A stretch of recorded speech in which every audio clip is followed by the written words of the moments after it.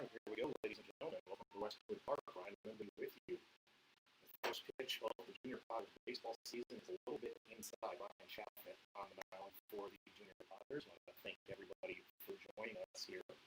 We obviously got on right as the game got started. Second pitch is fouled back. This is Lucas Virgil. There was a bit of a change, actually, as originally, if you look at the schedule, you notice that the Junior Potters were supposed to be playing Willamette Valley today. A late schedule change brought in the Wildcats of District 50 here. Beverly Manor Grade School in Washington is the opponent instead of Willamette, but Junior Potters are happy to be playing. Schedule for today, Jackson will deliver again. That one's a strike 2-2. Schedule for today has the Junior Potters and Wildcats playing a single 7-inning game and a short 3-inning B game. We'll be with you to broadcast the 7-inning ball game here, and then obviously when that 3-inning B game happens, we'll be wrapping up the broadcast before that. But right now, 3-2 Virgil, Chapman delivers, and first hit of the season, Lucas Virgil base hit between the shortstop and the third baseman, so the Wildcats get the leadoff man on base. Chapman on the mound, by the way, for the Potters. He did get some action as a 7th grader on the 8th grade team. He was 1-1. He pitched 15 innings last year for the 8th grade team as a 7th grader, so he's the veteran of this pitching staff. Some 7th graders in action actually today for the Junior Potters. One of them is the first base, Cameron Crawford, Coach Crawford's son, and Owen Adams, number 6, is at shortstop. So a couple youngsters breaking the starting lineup on day one. There's the first pitch to Kevin Lawrence. It's fastball. He swings, he misses a high fastball. 0-1 on the count.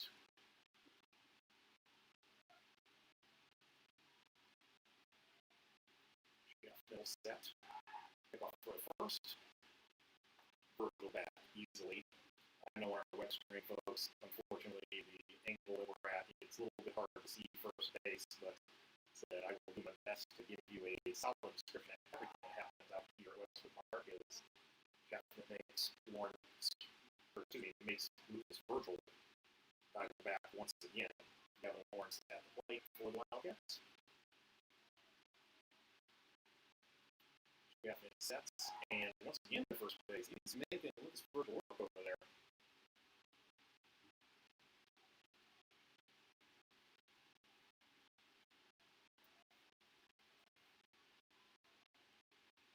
Chapman will set, and now we'll deliver the plate swing and a miss from Lawrence. 0-2. Both pitches of the high fastball swung through.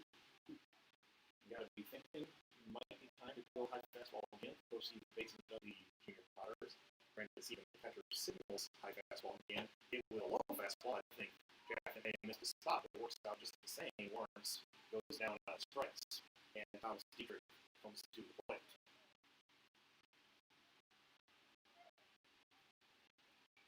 Dietrich in the position of third base today, so he's batting third and playing third.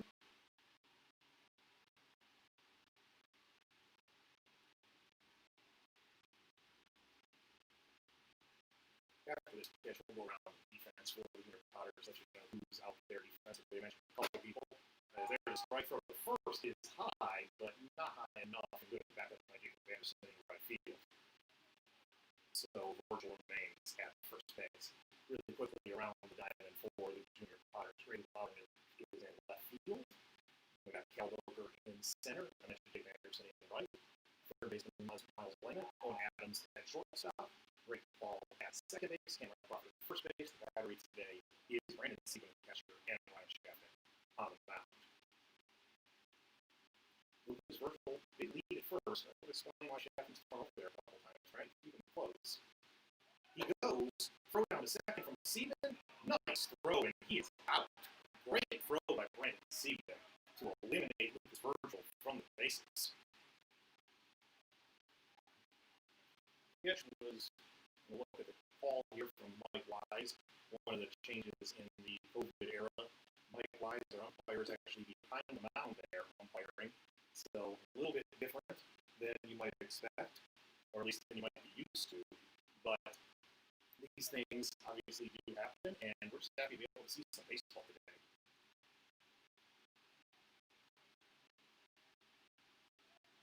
Here comes pitch from Chaffin. Curveball is a strike, and that is strike three. So pretty solid inning for Ryan Chaffin to open the year for the Junior Potters. He gave one hit, struck out two, a great throw from Brandon Sieben, eliminated the base runner, and Potters have come up to the plate. No score for the Wildcats after one inning. Let's go ahead and introduce the starting lineup for the Junior Potters. Obviously, I mentioned where they were in terms of defensive position. Let's talk about the batting order. So the batting order for the Junior Potters. Brandon Sieben leads off. He is the catcher. Cal Boker is playing center field and batting second. Ryan Chaffin, the pitcher, is in the number 3 spot. Carson Thurman, the DH, is batting fourth. Jacob Anderson is playing right field. He's hitting fifth. Drake Paul, second baseman, is hitting in the number 6 spot. Cameron Crawford hitting seventh on first base. Owen Adams, the shortstop, batting the number 8 spot. And Brady Loudermilk is playing left field and batting ninth. And then when we're on the defense, I mentioned that Miles Lennon is playing third base, Thurman, DH, and 4 miles. So on the other side, if we look at the lineup for the Wildcats defensively, the pitcher is Gavin Lawrence. The catcher is Lucas Virgil, who will make up the battery. Thomas Dietrich. At shortstop, Isaac Wagon. Second baseman, Jacob Rose. First baseman, Justin Bryan. In the outfield, we have Pierce Bernice in left field, Logan Naylor in center field, and Mikey Mendoza in right. So that's the defense for the Wildcats. We're going to see the lead off here for the Junior Potters. Facing Lawrence. Lawrence works exclusively from the scratch, and the first pitch is low.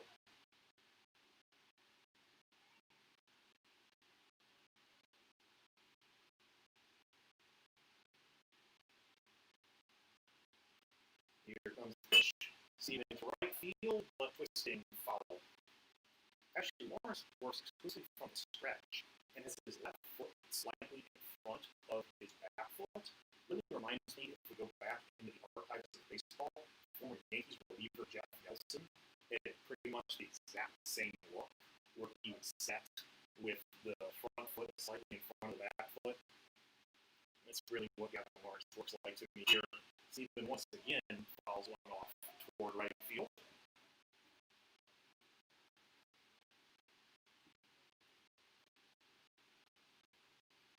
1-2 is our count.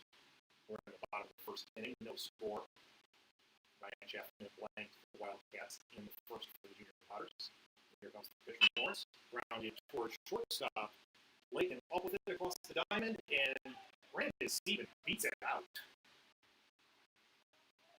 That's just good speed there from Sieben. I don't think Layton did anything wrong. He attacked the ball, caught it on a good hop, but Brandon Sieben hustling all the way.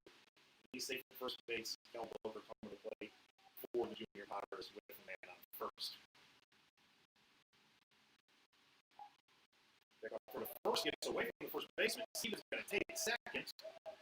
He's going to look, and he's going to go to third, and he's going to be in there. The throw is late.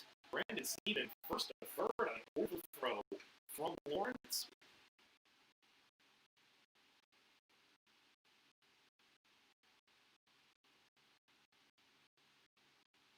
And quick little rip them out from Coach Nick Stelly for the Wildcats. And honestly, I think he's probably just trying to calm Lawrence down. You got to assume it's game one, right? He's got his best. You got to assume he's best pitcher on the roster who started in game one. He had to see 1 and 2 and got a ground ball that you could argue should have been out.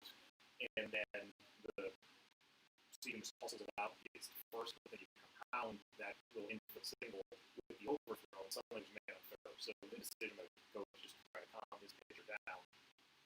Here's the pitch, and that'll be a strike.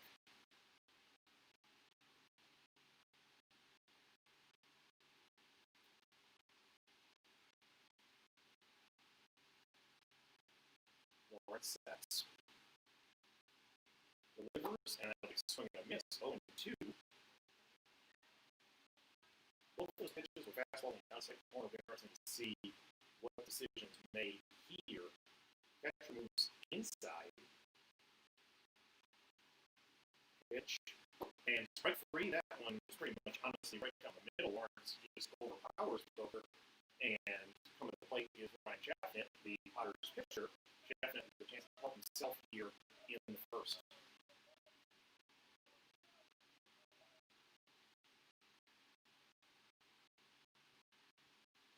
Lawrence sets, delivers. That one strike on the inside corner. And folks, obviously, if you're watching our web stream here, you can see we've got a pretty good view for you of the plates. You can definitely see, obviously, we're set up in the press box behind home plate. You can see balls and strikes really well. Lawrence delivers that one. It's fouled back toward us. There are a couple levels of chain link fence between me and the field, though, so I don't think I'll be getting any foul balls back here.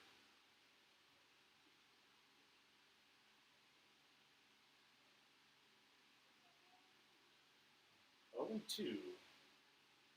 Lawrence sets low, delivers. Chaffnett grounds it toward short. Lakin up with this one across the diamond. Chaffnett will be out, but to give Ryan Chaffnett an RBI is Brandon Sieben scores on the ground ball. Junior Potters go up 1-0. Here's Karsten Thurman, designated hitter, coming to the plate. So Potters take advantage of the overthrow on the attempted pickoff that got Sieben to third, and Ryan Chaffnett, good job putting the ball in play on 0-2, and gets an RBI to help his own cause. First pitch to Thurman is down low. That'll be a ball.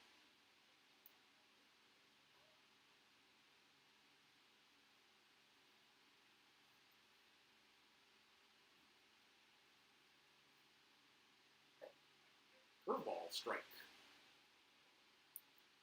Lawrence has definitely been around the plate for the Wildcats. He's had several hitters, 1-2, 0-2. Actually, he's had every hitter so far with 2 strikes.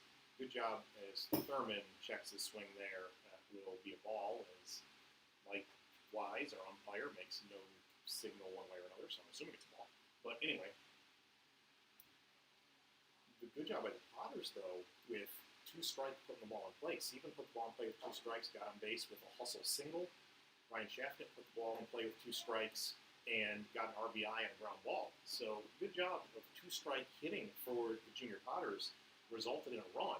Another opportunity for 2-strike hitting here. Karsten Thurman at the plate. 2-2 is the count.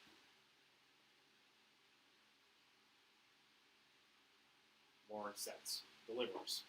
That one is just a bit low. Full count now.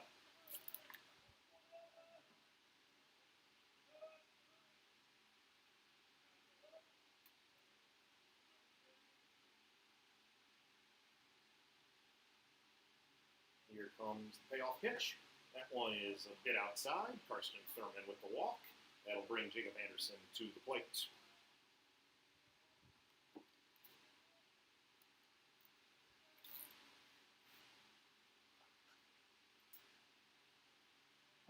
Junior Potters playing on the lead, 1-0 here in the bottom of the first. 2 outs, Karsten Thurman on first, Jacob Anderson at the plate. Lawrence delivers, and that's a strike on the outside corner.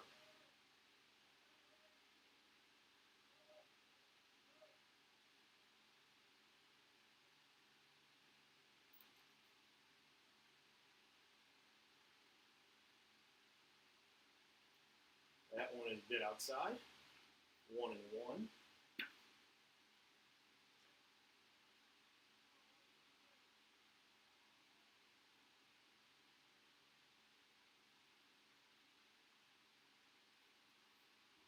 Comes the 1-1 to Anderson. That one's in the dirt. Lawrence starting to vary the pitches a little bit more. That looked like an off-speed pitch. He threw one off-speed pitch to Thurman early in the game. He had just been going straight fastball.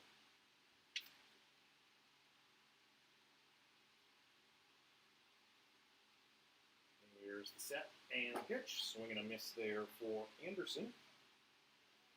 2-2 the count with 2 outs. Deuces Wild on the board here at Westwood Park.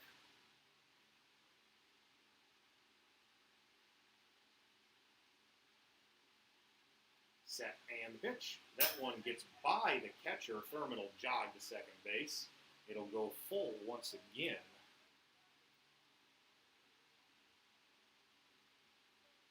Tell you what, the Junior Potters have seen a lot of pitches. If nothing else, I mean, obviously they got the run, which is maybe the number one thing, but they're also pushing up Gavin Lawrence's pitch count here in game 1 of the season. Lawrence will deliver, swing and a miss. Strike 3, the inning ends, so Lawrence strikes out 2, but allows 1 hit and 1 run, and after a full inning of play, the score, the Morton Junior Potters 1, and the Wildcats of Beverly Manor, nothing.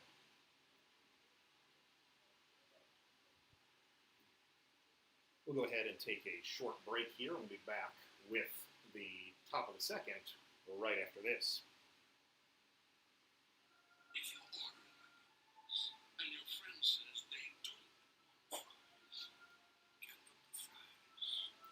Or else your fries will be their fries.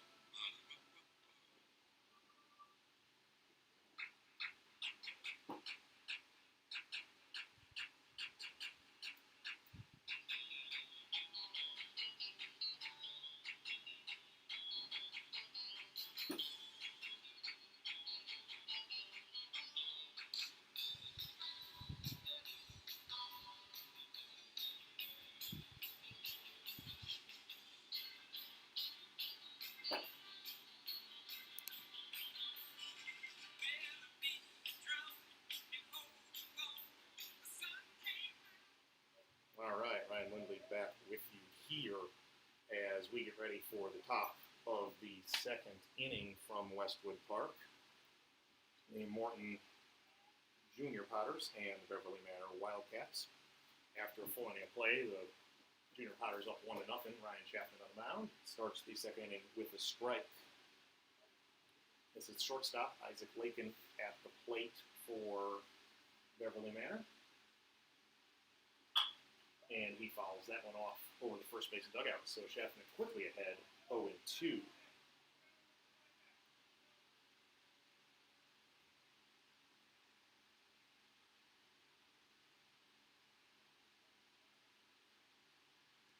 Here comes the 0-2, and that is strike 3.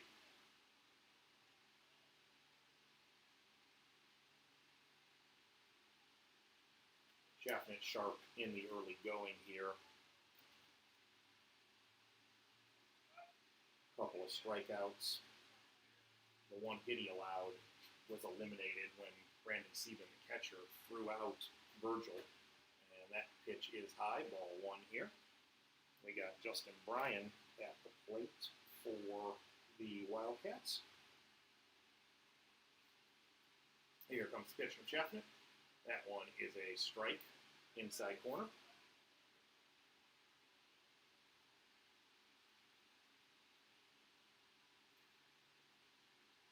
Chapman winds, delivers. That one's a bit up high.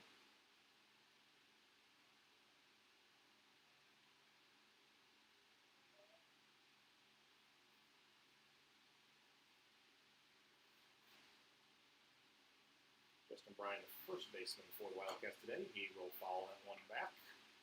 2-2.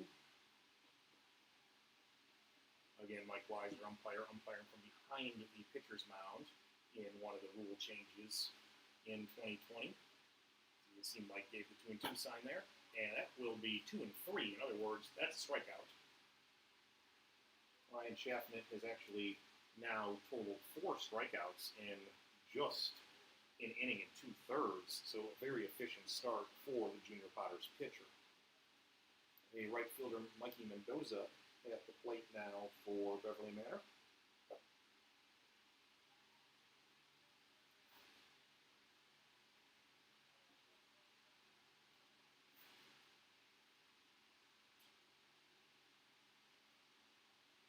That one is a bit inside.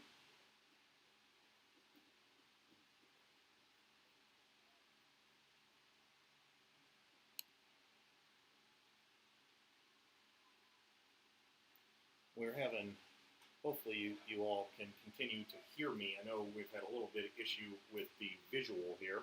Try to get that prepared for you, but I'll go ahead and cover the audio portion and let you know what's going on while we repair the video portion of this. That is a little bit low. It's 3 and 1 now from Schaffnet.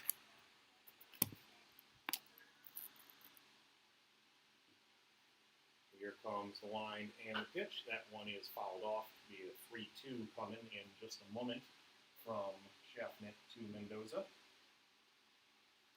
And like I said, I know we're working on repairing the visual portion of this. I'll be right back with you here in just a second.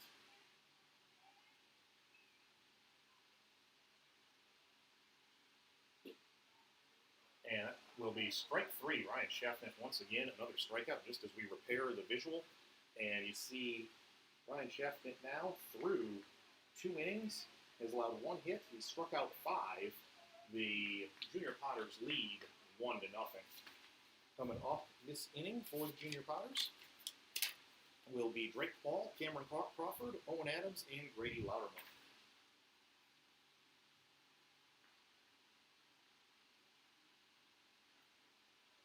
The next 3 guys in the Junior Potters lineup actually all will be getting their first action for the Junior Potters. Drake Paul joined the team this year, and Cameron Crawford and Owen Adams, both 7th graders, playing up with the 8th graders to open the season. So a little bit of excitement there for all 3 of these guys to get their first Potters at bat. My observation after the first inning of watching Gavin Lawrence throwing for the Wildcats, he has good velocity on his fastball. He probably would have liked to have been a little more efficient. He went into deep counts with a number of Potters hitters. He also probably would have liked to have been able to finish off a couple hitters, as the Potters' ability to put the ball in play with 2 strikes was really the main reason that they were able to generate that run in the first inning.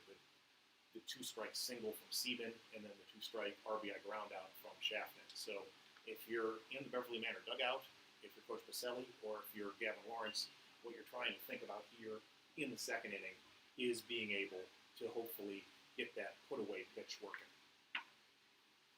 Drake Paul leads off the second here for the Potters, and first pitch is a bit inside.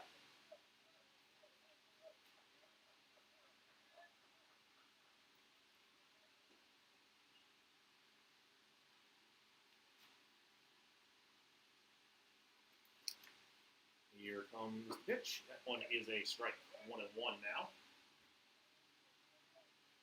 On deck, like I said, for the Potters is Cameron Crawford. Coach Jesse Crawford's son. Coach Crawford was talking about the fact that Cam had been waiting for this moment to play for his dad at this level since he was the bat boy when the Junior Potters won the state title in 2012, beating Sherwood Troy. And I think about, and I will, obviously I was assistant coach on that team, and I think about all those guys that are on that team and what great careers they've had from there. Ryan Oldenburger, and Adam Christensen, and Trevor Davis.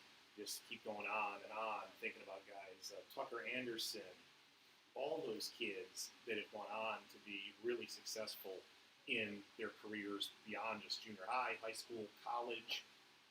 There's a strike on Drake Paul, brings the count to full, 3-2. Logan Peterson and Vay Masalia were 7th graders on that 2012 team. They ended up being state champs their senior year of high school. Here comes the pitch to Paul. He flies that one to right field. Right fielder back over his head. Drake Paul has got a double for sure. He is going to cruise into second base with the stand-up double. Mikey Mendoza in right made a really good effort at it, to be honest, but it just got over his head. And so Drake Paul with the stand-up double. Junior Potters in business here in the bottom of the second. And here is Cameron Crawford. Obviously, Coach Crawford, Coach Cameron in, his grade school teams or, the travel teams that he's been part of. He swings and misses at the first pitch. But this is the first time that he's coached his son in a school ball game.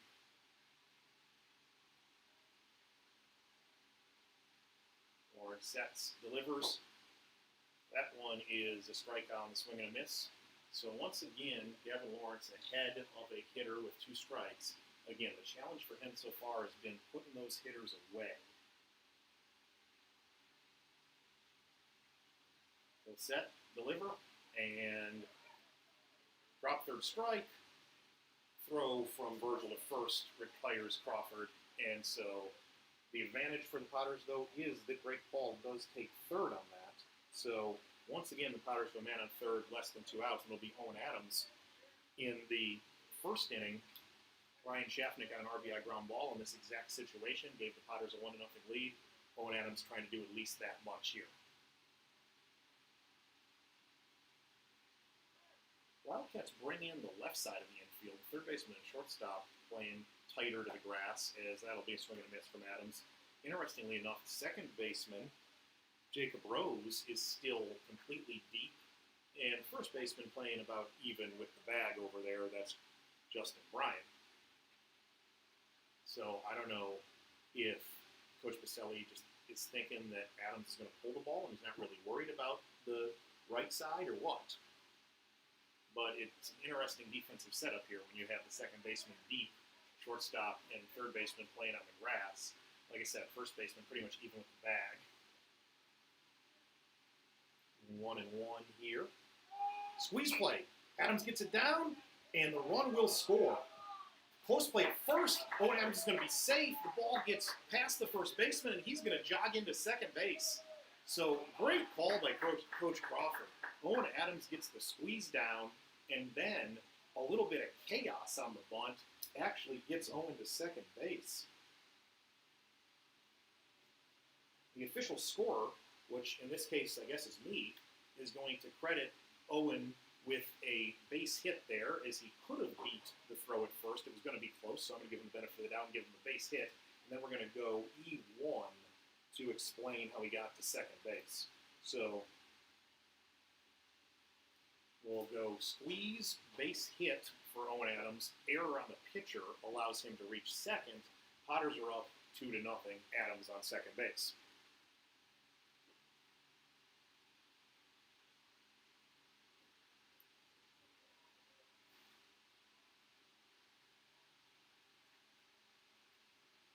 Here's the wind and pitch. That one is outside. 1-1 is our count. This is Brady Loudermilk hitting in the number 9 spot for the Junior Potters today. He is playing left field.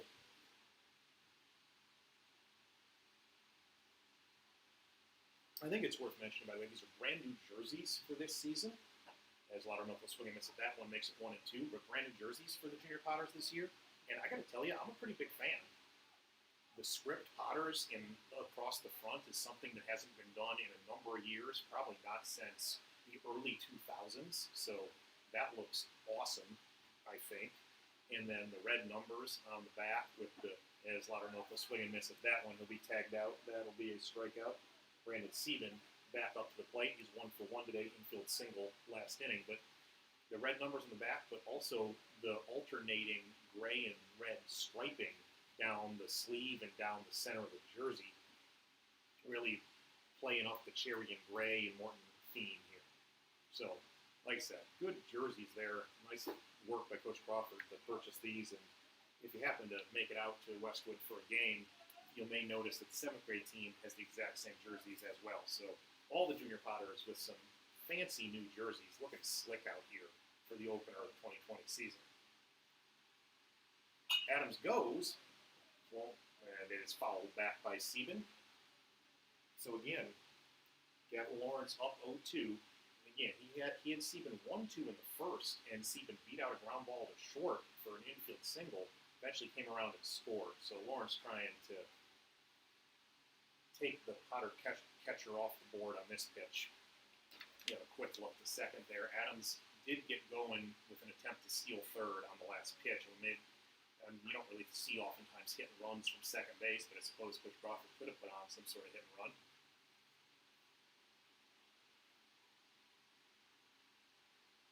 Lawrence checks a couple times, winds, delivers. That one is to the backstop, and Owen Adams not running on that pitch, but makes it to third just the same. 1-2 is the count.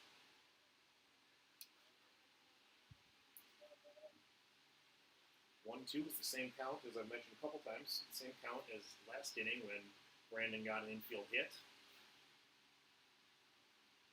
Here comes the pitch. That one is through the hole between short and third. And another base hit for Brandon Sieben. He's 2 for 2. Give him an RBI on that as well.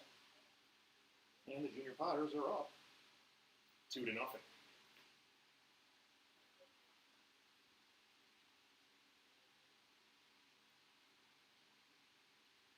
That's Cal Boker at the plate now.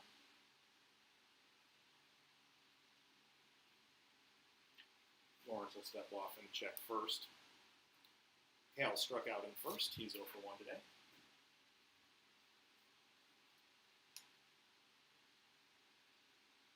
Here's the delivery. That one is going to get to the backstop as well, and Sieben will cruise to second base. So runner in scoring position here, 2 outs. Cal Boker at the plate. This is a good opportunity for the Junior Potters to extend the lead. Already up 3-0. If they can get to 4 this inning, 5 this inning maybe, if you want to get really optimistic, good opportunity to start separating themselves from the Wildcats here in the early going.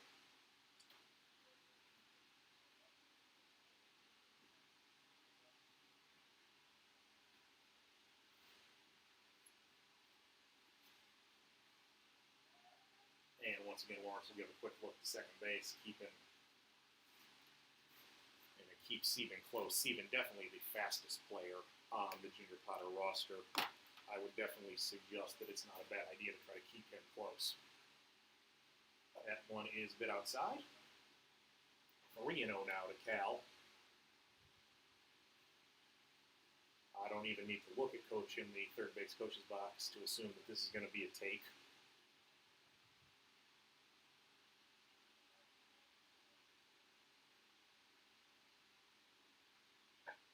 Is right down the middle, and it'll be a strike, but again, Cal Boker taking on that pitch, I think we pretty much assume.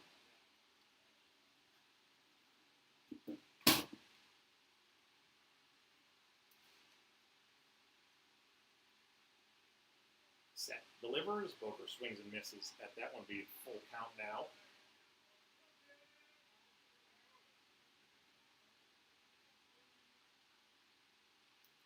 Full count, 2 outs. Bottom of the second inning, Junior Potters already up 3-0. Sieben goes, and that one is going to be strike 3. So, end of 2 full innings of play, Junior Potters lead 3-0. In the second, the Potters recorded 2 hits and 2 runs. There was 1 error and 1 man left on base.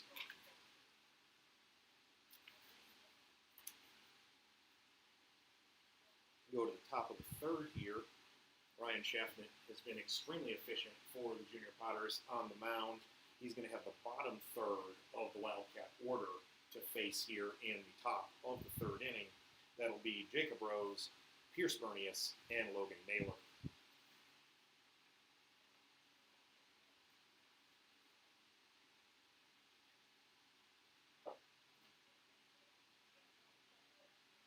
As Schaffner makes his warm-up tosses, just want to point out a couple things to you. Number 1, Brandon Sieben, 2 for 2 at the top of the lineup for the Junior Potters. 2 singles, he had an RBI last inning, driving in Owen Adams, so a good day so far for Sieben. And then obviously Schaffner has been extremely efficient on the mound with 5 Ks through just 2 innings.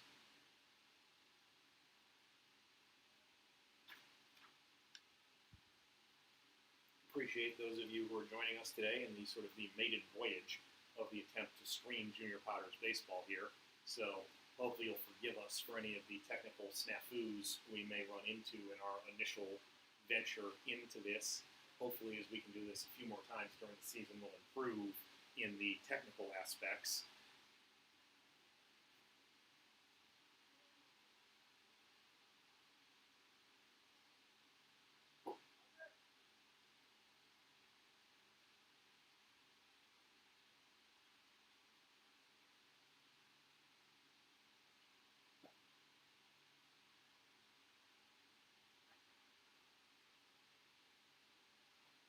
All right, here we go, top of the third inning.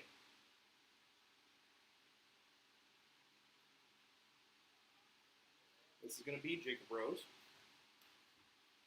fun Potter connection to the name Jacob Rose. Obviously, no relation, but the last out in the Super Sectional in 2018 was Stillman Valley infielder Jacob Rose. Hagen Kelly struck him out and sent the Potters to the state finals. So when I saw the name Jacob Rose, as he'll follow that one toward the Potter dugout, be 0-2, Schaffner again quickly on top. But when I saw the name Jacob Rose on the Beverly Manor lineup card, it did bring back kind of a fun little memory there. Schaffner will deliver the 0-2. Rose will follow that one in pretty much the same spot. Right now, if you're in the Potters dugout, it's a good idea to stay behind that fence, as the last two foul balls have pretty much headed right to that. Coach Crawford adjusts his defense, obviously thinking the ball is definitely going to the opposite field here. That one's a little bit inside, 1-2.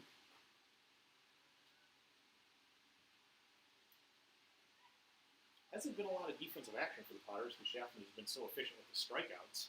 Really, the only defensive action has been Brandon Sieben throwing out a runner. That one is a bit high, 2-2 now the count.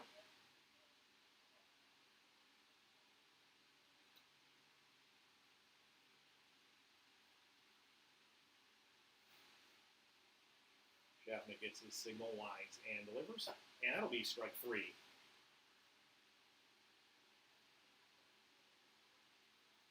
Another strikeout for Ryan Schaffner. Here's Pearson Bernius, left fielder for the Wildcats.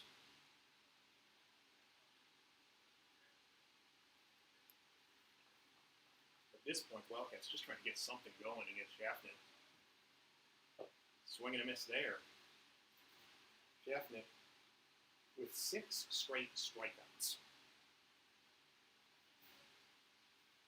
Just dominating since that first batter of the game got a base hit, and then was wiped out on the Sieben throw to second base where he caught Lucas Virgil trying to steal. So Schaffner actually has faced the minimum so far, and he will continue to face the minimum. There's another strikeout for Ryan Schaffner. Ryan Schaffner now with 7 straight strikeouts. Bernius just looked at that one. Logan Naylor now at the plate. Center fielder for the Wildcats. Schaffner delivers. That one's just a bit outside. But really, I've been impressed also with Schaffner's efficiency. I mean, not only is he getting strikeouts, which obviously is impressive, and he's getting a boatload of them, but he's been ahead of way more hitters than he hasn't been. Now, that one, maybe he's helped out a little bit by Naylor, as Naylor sort of steps in the bucket, but still swings on a pitch very far inside, so 1-1. And then for the most part, Schaffner has worked ahead of almost every hitter.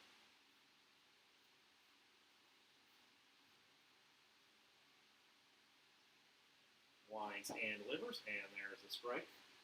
So 1-2, once again, Ryan Schaffner efficient, working ahead of almost every hitter, and keeping his pitch count to a minimum as he'll wind and deliver. And that one is a bit up high. Sieben trying to steal strike 3 there.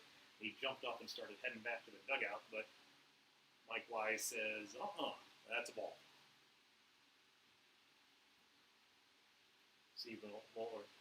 Schaffner will wind and deliver, but I do like Brandon Sieben trying to do that, though. I mean, there's nothing wrong with it if you can convince the umpire with strike 3, right? And the one thing you think about, I mean, I do stand by the statement that Schaffner is trying to keep the pitch count down, right? Even though he's getting strikeouts, at least he's getting them quick. But the reality of it is, it's still strikeouts. It still takes at least 3 pitches. As that one is hit toward third, Miles Lehman, a diving catch. Good job by Miles Lehman to lay out for the catch. And that'll end the inning. So once again, no runs, no hits, and nobody left on base for the Wildcats. But again, the one negative, and this is kind of an odd statement when you really think about it, but I'm going to go ahead and say it. The one negative when you got a guy getting a bunch of strikeouts is the pitch count does go up, right? And at the high school and the junior high level, when you have pitch count restrictions, there is that thing in your back of your mind is, can you just get a couple pitches or a couple outs on the first pitch or something like that? Because, again, Schaffner now has struck out 7 through 3 innings. Ultimately, that's extremely efficient and just awesome. I'm very impressed with him.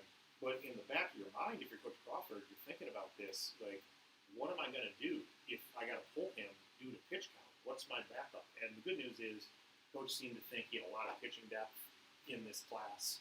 And the class behind, again, we talked about the fact that 2 7th graders, Cameron Crawford, coach's son, and Owen Adams getting their first action of junior high ball up with the 8th grade team. And both Cam and Owen can pitch as well, not to mention the pitchers in that 8th grade class. So I don't think there's any shortage of arms for the junior Potters this year, but again, it's one of the odd quirks of junior high and high school baseball when you have a pitcher just dominating and loading up on strikeouts, and there's this part of you in the back of your mind thinking, can you get it out on the first pitch or something? Because you know eventually they're going to hit that pitch count.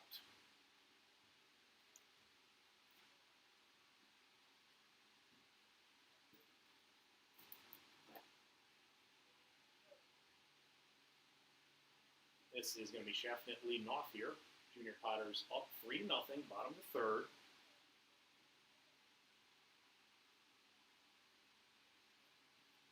Lawrence still on the mound for the Wildcats. And again, I don't think he's pitched badly at all. I mean, you might say 3 runs through 2 innings.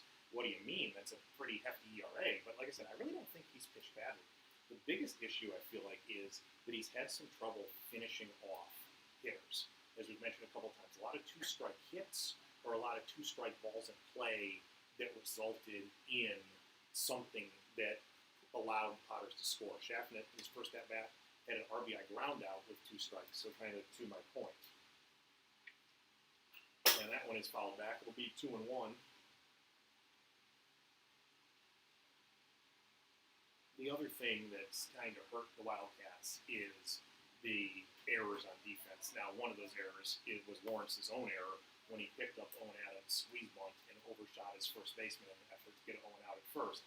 But nonetheless, like I said, I think he's been looking all right. But it's been, can he finish off guys with 2 strikes? And kind of navigating the errors makes it a little tough. 2-2 here. Wines delivers, and there's strike 3. So he finishes off Schaffnet. And again, one of the thoughts that I had in the early going, and I don't want to necessarily presume to coach from the press box, but I felt like early on when he was maybe not being as efficient getting guys out with 2 strikes, he was relying a little bit more on the fastball than he should have. Maybe he should have been a few more opportunities to change speed. There you saw the curveball to finish off Schaffnet with 2 strikes. So we'll see if Lawrence starts varying the pitches a little bit more here. First pitch to Carson Thurman is a high fastball. Thurman swings through it. Here's the delivery. 0-2. Again, like we said, he's been efficient with the first 2 strikes. Now, it'll be interesting to see if he does go off speed or he sticks with the fastball here.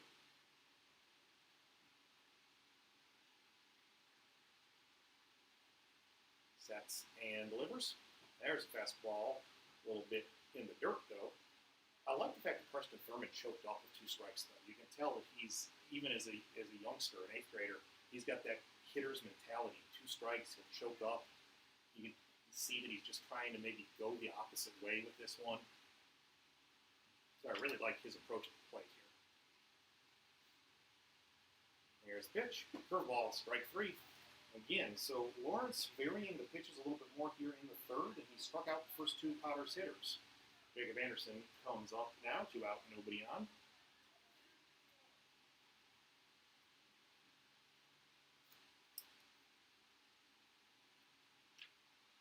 Here's the pitch. That one just misses the outside corner. But I really like thinking, too, is when I watch baseball, whether it's here, watching this, and calling it for all of you, or whether I'm just sitting on the couch at home watching it, one of the first things I look at in any game that I watch is pitch selection. So I really kind of try to hone in on that and think about those things. So when a guy gets 2 strikes, does he change up the pitch? Does he always go fastball? Does he always go curveball 2 strikes? Is that something you can guess? Does he try to pitch backwards, go curveball early in the count, and then finish guys with fastballs? So it's always one of those things I'm kind of consciously thinking about as I'm watching the game.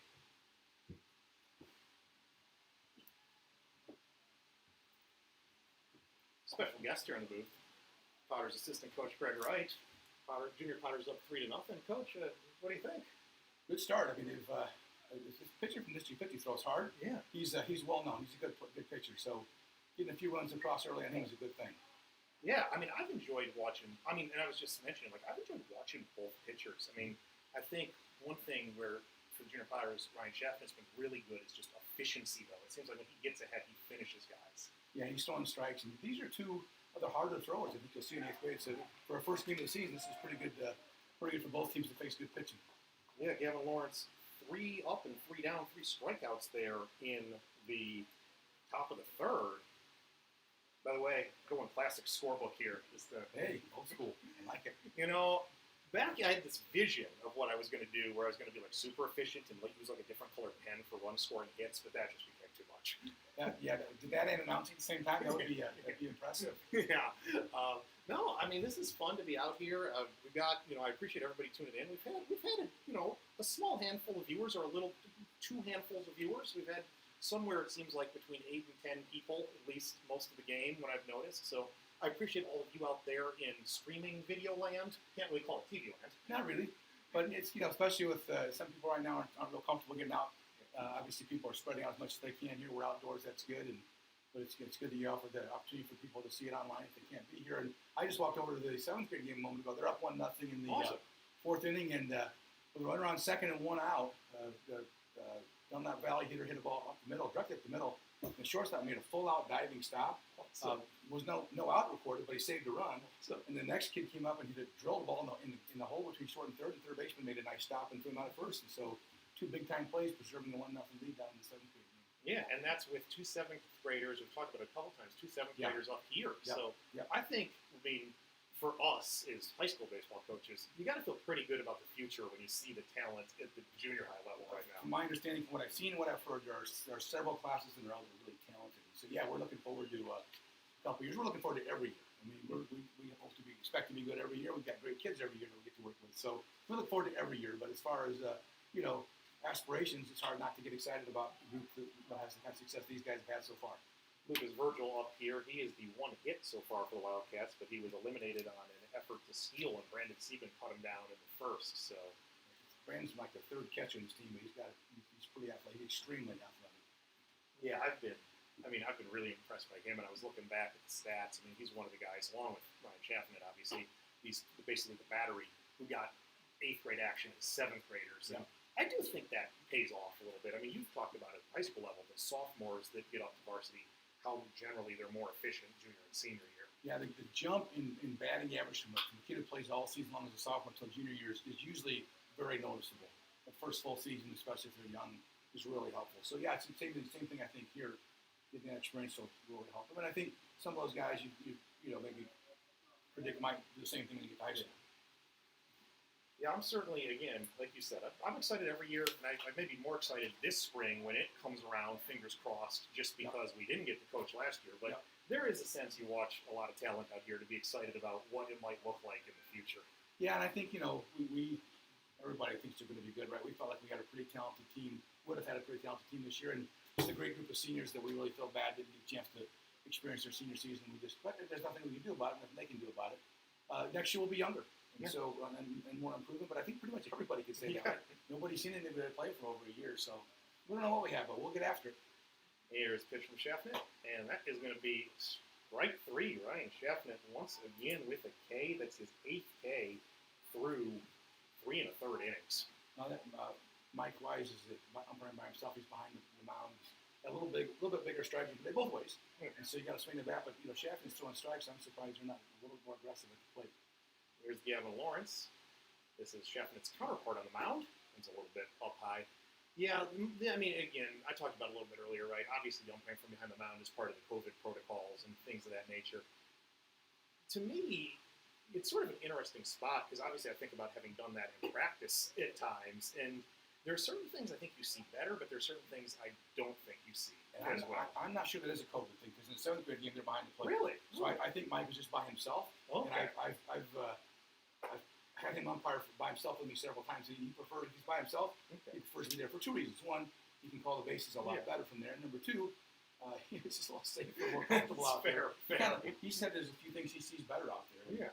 And I think that's probably true. I mean, so that's interesting though. So Mike by himself. But I would agree. I mean, it totally makes sense to me, right? Because if you're by yourself and you're behind home plate, how do you umpire the bases, really? The guy's still second, the pitcher doesn't get out of the way, you can't even see it. Yeah. So us, see it accurately.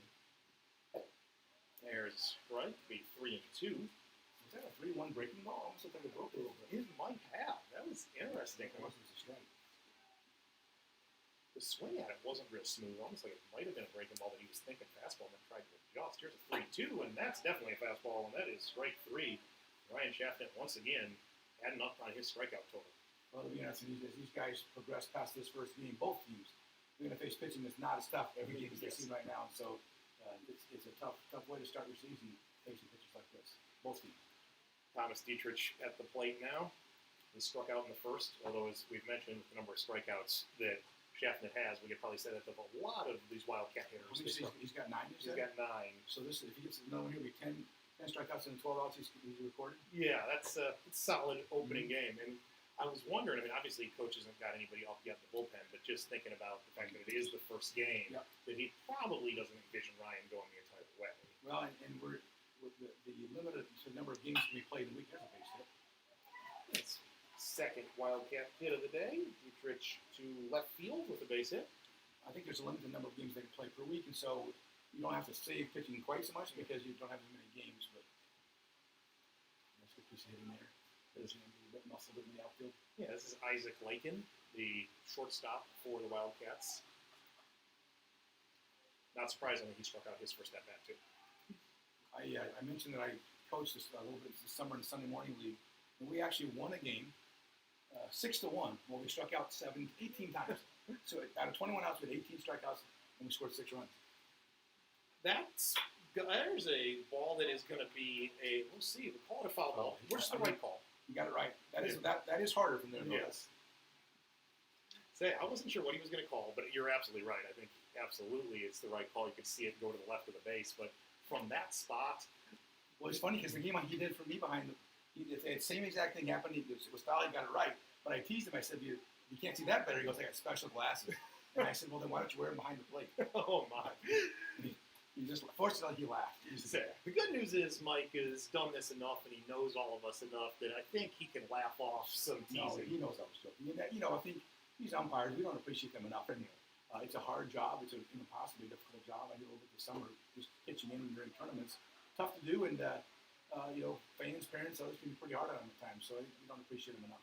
Ryan Shafton with another strikeout there, and I think that's a great point, though. I mean, honestly, it's probably worth talking about just for 90 seconds here. I mean, just the fact that Mike's working by himself kind of gives you a sense that, that we do obviously have a shortage of umpires. And there are some, a lot of the umpires are older, and there probably are some of them that right now are a little more reluctant to come out here and do this.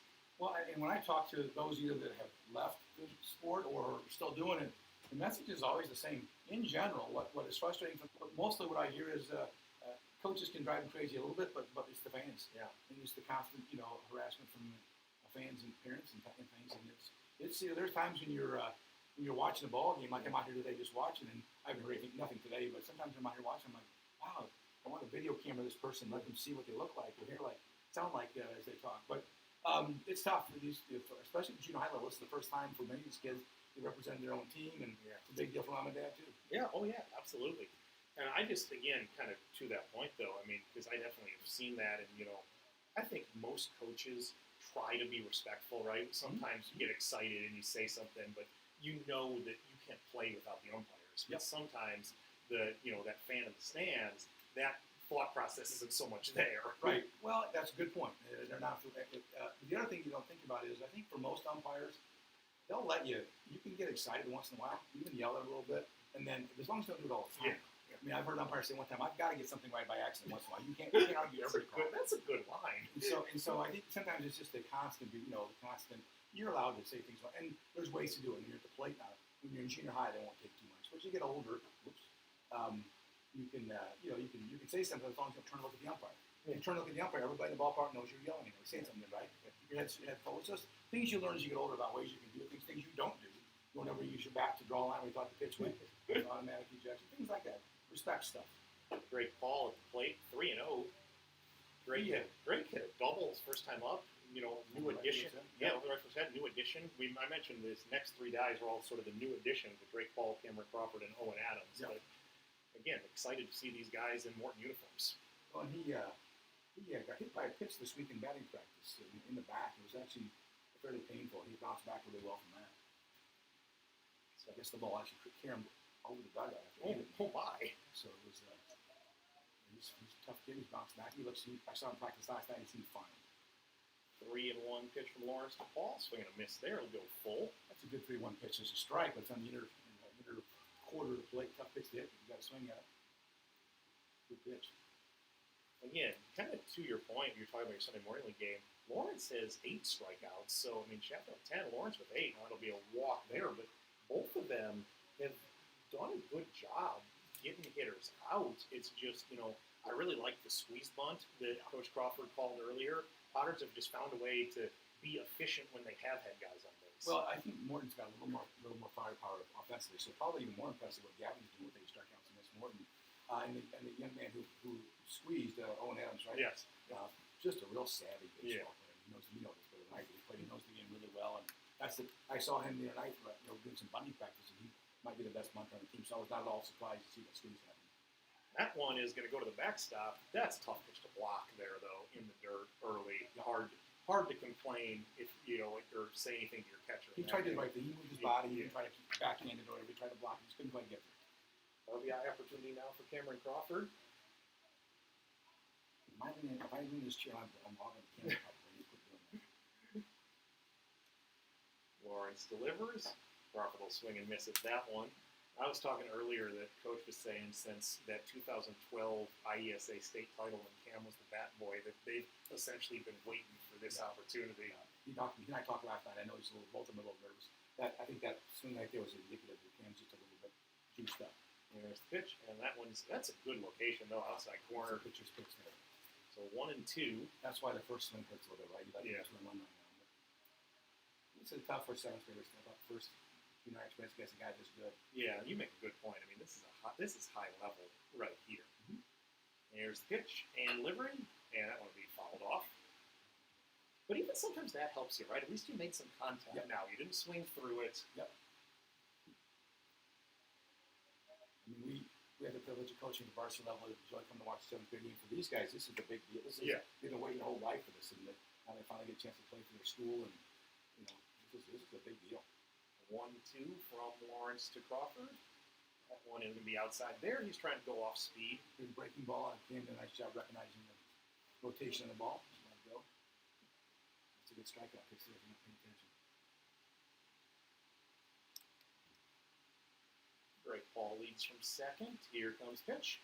And that one, Cam fouls off his foot, which is always no fun. I'm not sure that pitch wasn't going to hit Cam if he didn't swing it. It ended up bought some movements and run in, didn't it? Yeah, it did, for sure. And with 2 strikes, you got to protect, so I can't fault him for swinging. Second and walk that off. Like I said, he's going to do the right thing here, right? Don't get back in the box till you feel comfortable, because after that thing hits your foot, it sometimes takes a little while. Usually it hurts the first time, it goes numb, and it hurts again later. It's a bad feeling. Not much protection on the top of your foot. Yeah, 2-2, swing and a miss, and again, I think kind of that same spot. I think, like you said, maybe a little bit juiced up, a little anxious. Yeah.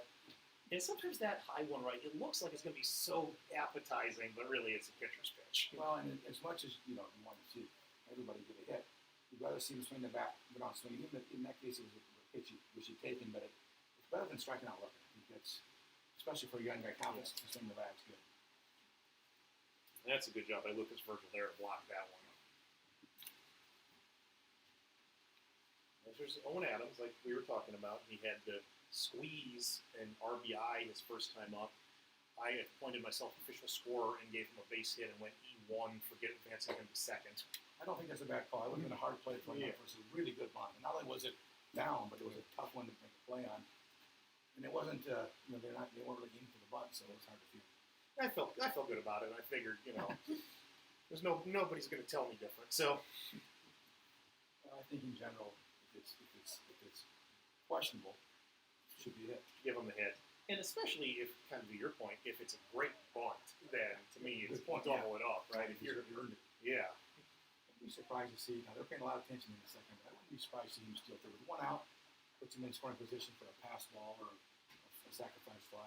Yeah, and I was impressed even in the first inning, the efficiency of the Potters, right? Sieben got to third and then Shafton RBI ground ball. You know, like, I mean, they're playing good baseball, and it's worth noting, right, that they didn't even know they were going to get to play for a while. I mean, so Both teams, yeah. One, I mean, you have your 8, 9 hitters up too. 7th grader here and the 9 hitter up next.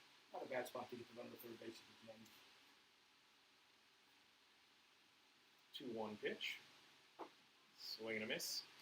It's that same spot that Cam was chasing too. It seems like he's having a lot of effectiveness, I guess, with that high tight fastball. It may be. See, I remember also these are 2 7th graders in a row.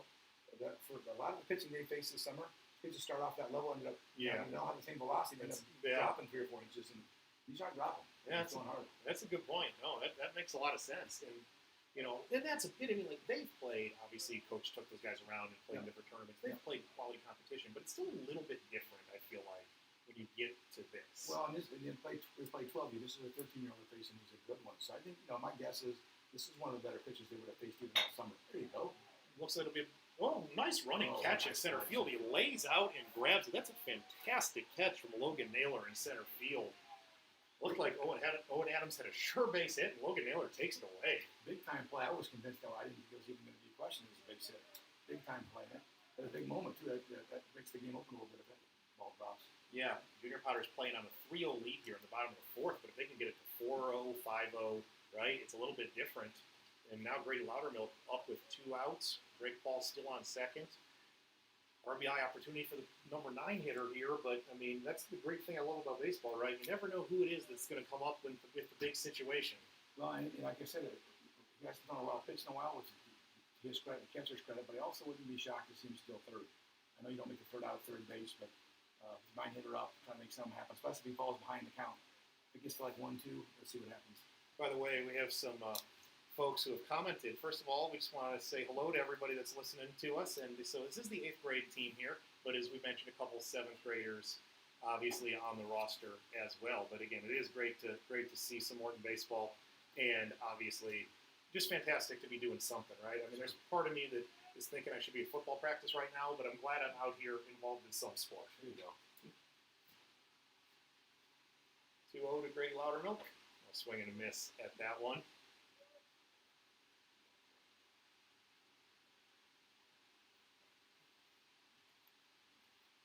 And 2-1 again. Number 9 hitter, but Grady Loudermilk could sort of knock this game a little bit more wide open if he can come up with a big hit here.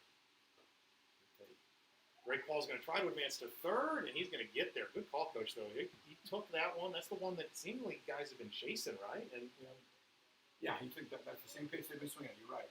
And you can be able to see it and take it. I think Brady's known for his defense and also kind of a savvy player. That's not surprising to me that he took that pitch. And if he can just get himself on base in whatever way, then Brandon Sieben is 2 for 2 today. Gets to come up. That'll be a strike on the outside corner. If he's the first base, he'll second. They'll run to second and third, and the single will score 2. This is a big pitch right here. 3-2 pitch with half the order on deck, as you said. There you go. 3-2, 2 outs. Bottom of the 4th inning. Junior Potter's up 3-0. Lawrence sets, delivers, and foul ball right back to us. Coach Wright's ready for it. It was right at me. Had the screen and the net and everything else not been there. Say, and I'm glad that screen and that net are there, mostly to protect you, but also to protect the iPad. I would have caught it there. Coach was ready to make a play, but unfortunately the screen's in the way. All right. It's a big foul of a good pitch there. Keeps the bat alive.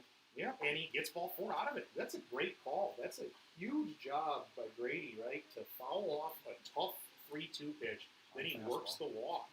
He'll be still in second, and then Sieben will have 2 minutes scoring position. Coach is going to come out and talk. He's thrown a lot of pitches, especially even in this inning. It's good to see as they probably want to be careful not to burn him out. Yeah, I think that's another really good point, right? I mean, you got to believe he's their guy going forward. I mean, and I think he is, yeah. And right now, the rules that the IESA's put into play right now, what they've said is they hope to have the regional, and they're not sure about a state series beyond that. But nonetheless, if you're going to compete to win a regional, and if you're lucky enough that we have a sectional or anything beyond that, obviously somebody like Gavin Lawrence is your guy. You're going to want to be taking them out in those big games. He could serve. Yes, he would be a good good big game starter for any team. He's good. So I think this is a pretty potent lineup he's facing. So giving up 3 runs in 4 innings is there's no shame in that. we do have a change here. This is going to be Thomas Dietrich is going to come in from third base to the pitcher's mound. And it looks like what's going to happen is Lawrence is going to go to shortstop, and then the previous shortstop was Isaac Lake, and he's going to go to third base. Looks like it could be the other way around too. We just don't know. They haven't taken their position. Out there talking, they haven't solidified their position just yet.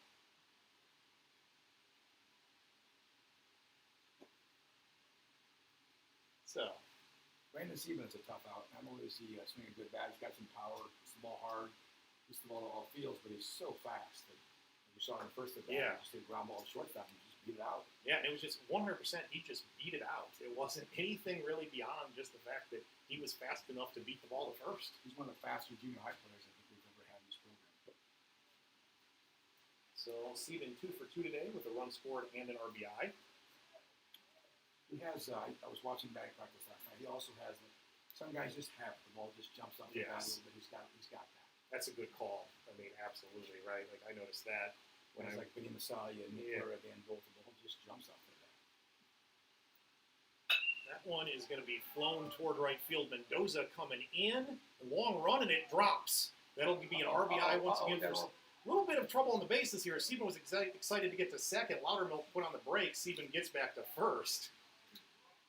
A little bit of excitement, Coach, but bottom line, at least the Pirates get the run. Get the run, and that coach is coaching Grady a little bit. Probably could have been at third base.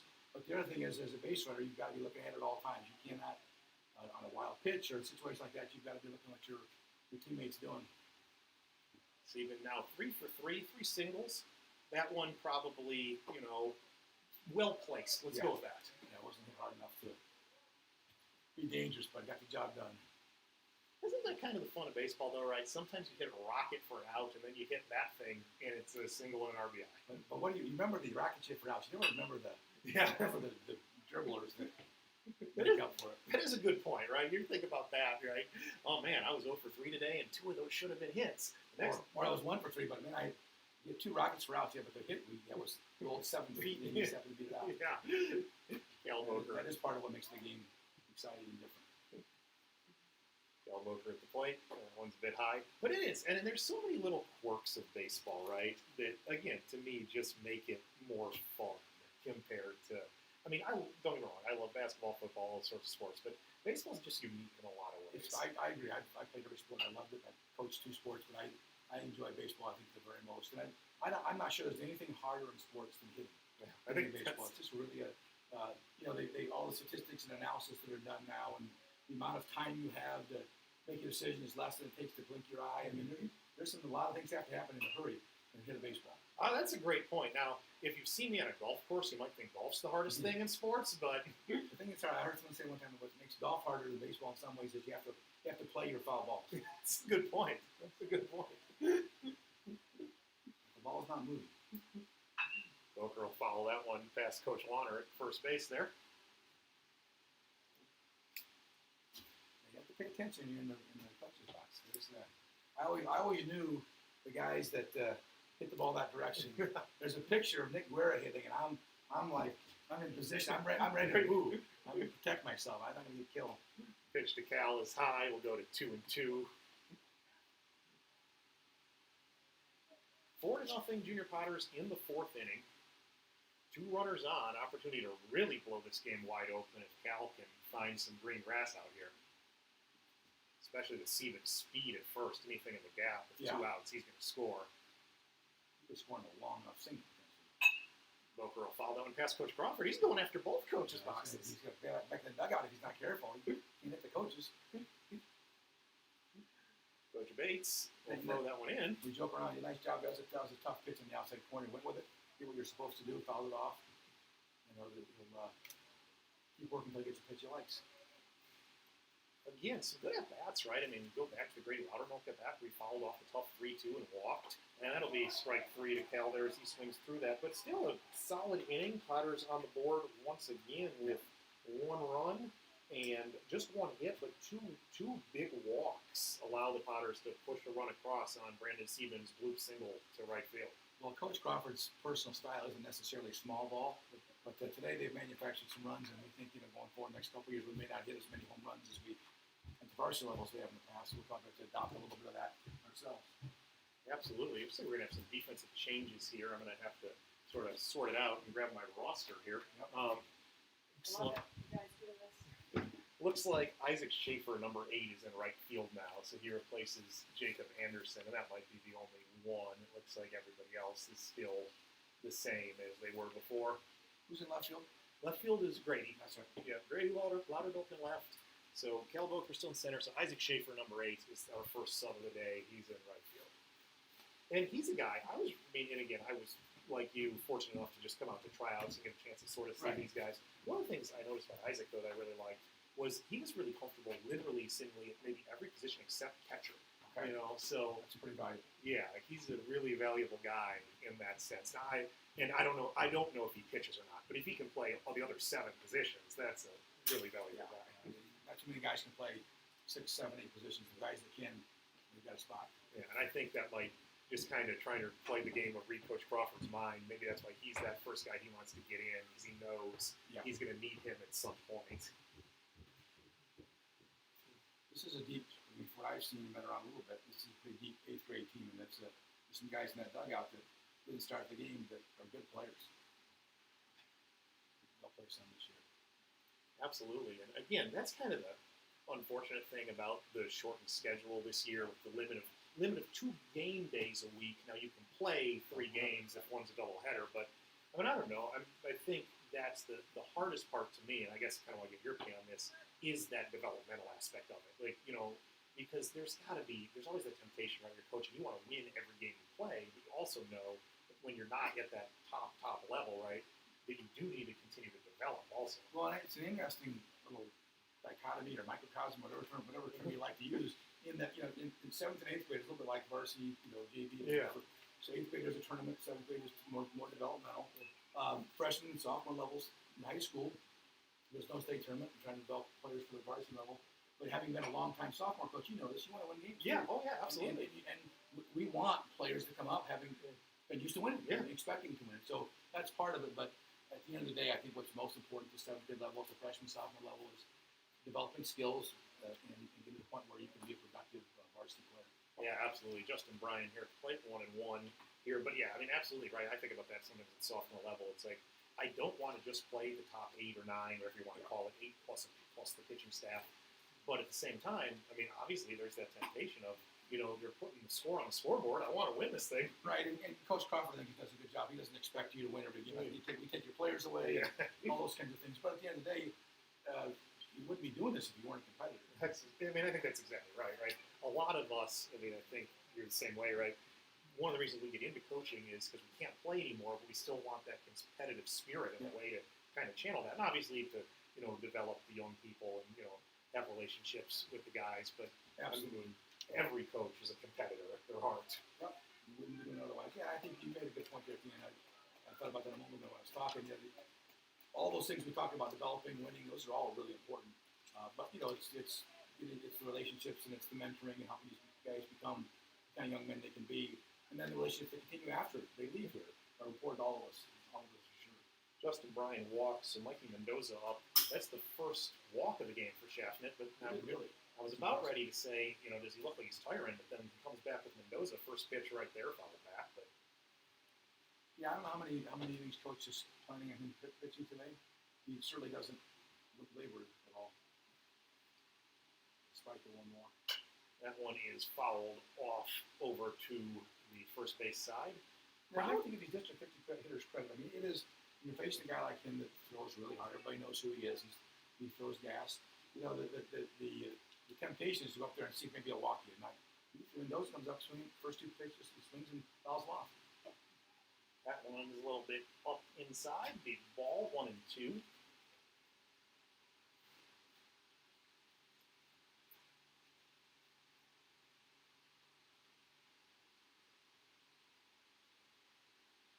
We'll check first. I don't think there's a lot of signs of Justin Bryan running, but you never know.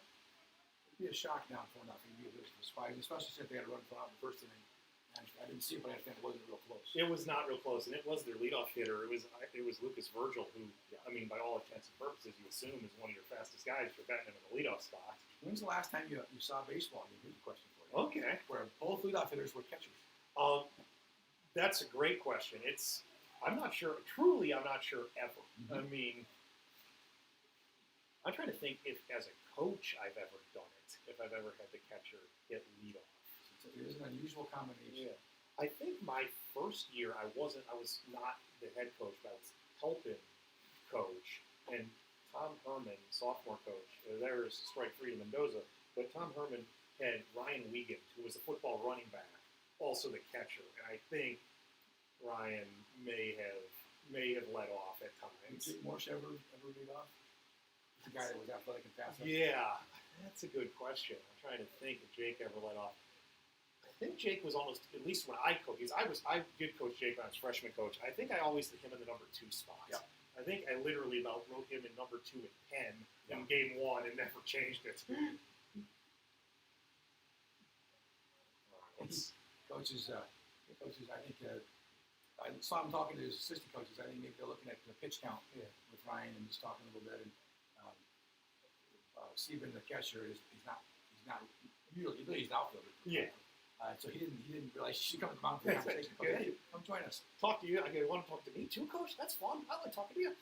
We got Jack Mitchell is warming up in the bullpen over there. So my guess is this might be the last thing we see of Ryan Chaffin.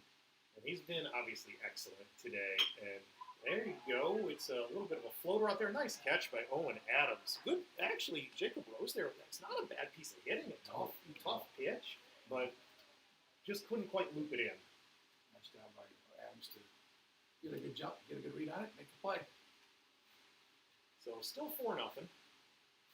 This is Pierce Bernius at the plate. 2 outs, runner still at first. That one's a little bit high and tight. Snap throw to first, and Justin Bryant is back safely.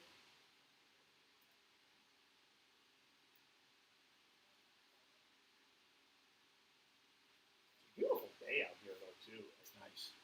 It's a little warm up here, but it's actually really nice. Yeah, I'm going to say, the only problem is, unlike the varsity press box where there's air and heat, and basically, if you wanted to, I think you could move in and be very comfortable.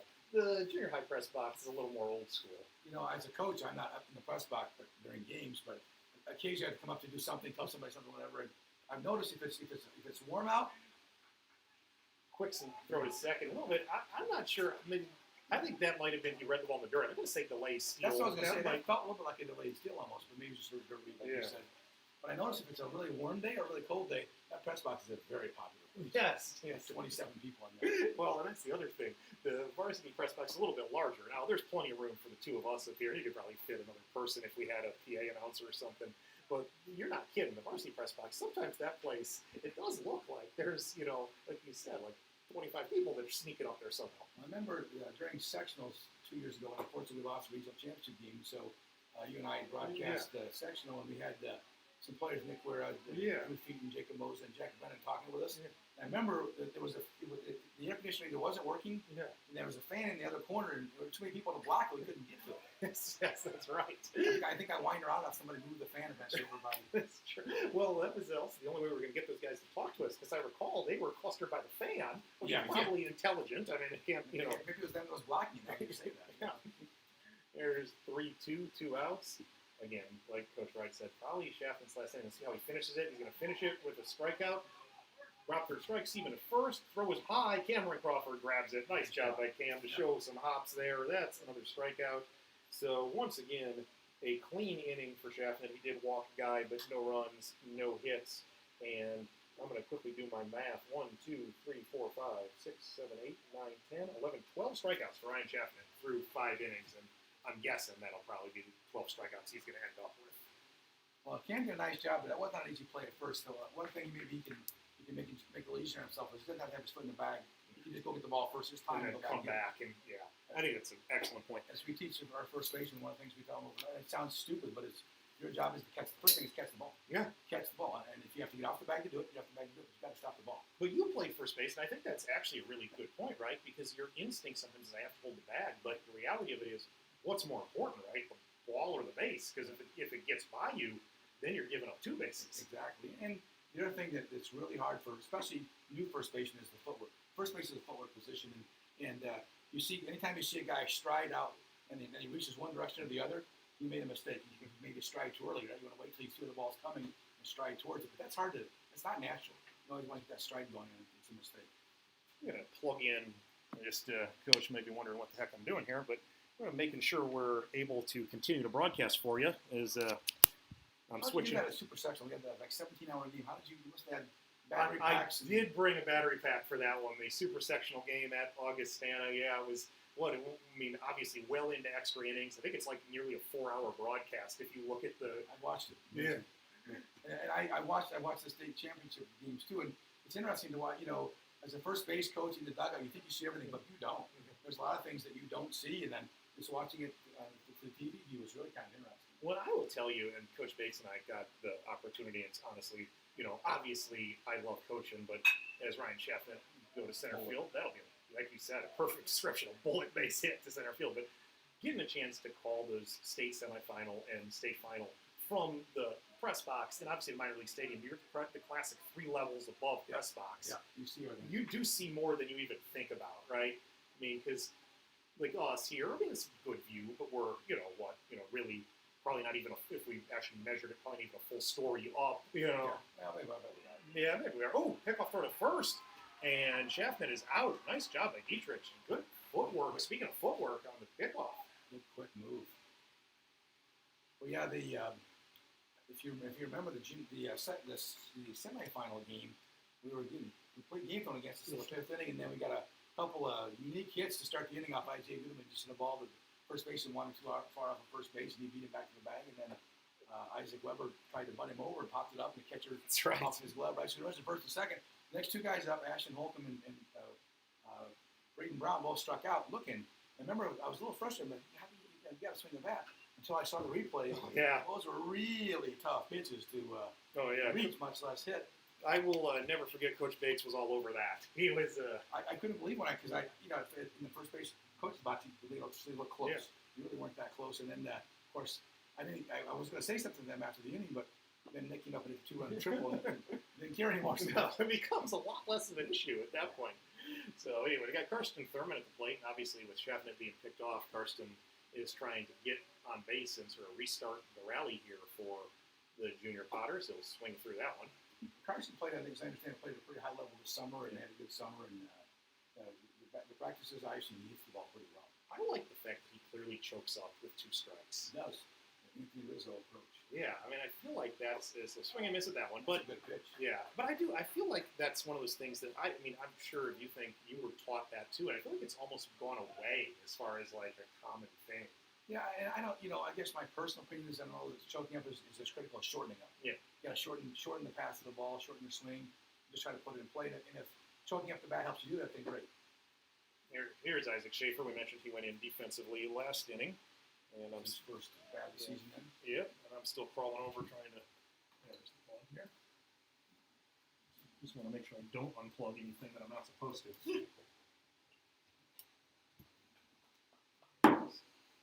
Scoreboard's still working, so that's a good sign. Yeah, I was making sure. We do have one fan working. I unplugged the fan that we weren't using, so it's efficiency. Sure. When this half inning is over, I'm going to go down and check the score of the 7th grade. Sounds good. I'm curious how they're doing. These guys just playing they're playing a 7-inning game and then a quick 3-inning B game, which, no disrespect to the B game, but we will not be live streaming the B game. But I'm curious to maybe at least check out some of the 2nd, 7th grade game, just again to see those guys who obviously haven't seen play yet. Yeah, one of the things I've enjoyed getting a little bit more involved in junior high program is, for me as a varsity coach, we got guys coming to us that I don't know at all. I've really never seen them play, and it's changing now. Guys like Dan Bolt came up as a sophomore, but Nick Guerra, I'd never seen him play before. I didn't know him at all, and looking back, I feel bad that I didn't know these guys early, right? Yeah. So I'm getting a little more involved at freshman, sophomore level, trying to come to games once in a while, and coming here helps me to get help these guys a little bit. Good pitch. Yeah, nice pitch. Schaefer goes down on the called strike 3, but credit Thomas Dietrich. That was a fantastic location there, really. That's a good pitch, yeah. That's a pitcher's pitch. And... All right, I'm going to head over to the 7th grade game. All right, Check sounds back good. and go back. Sounds good. So, Coach will go check out the 7th grade game. Ryan Schaffner coming back out on the mound right now. We'll see if how long Coach sticks with him here as we go to the 6th inning. 4-0 right now. Junior Potter's playing on the lead.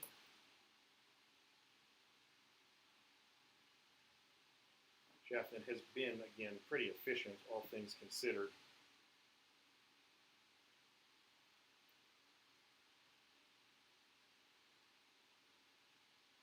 Let's see, we'll check out the defense. Looks like no other changes, so Potter's going with the same defense that they've had. Again, the only change so far we've had today is Isaac Schaefer had jumped into right field last inning.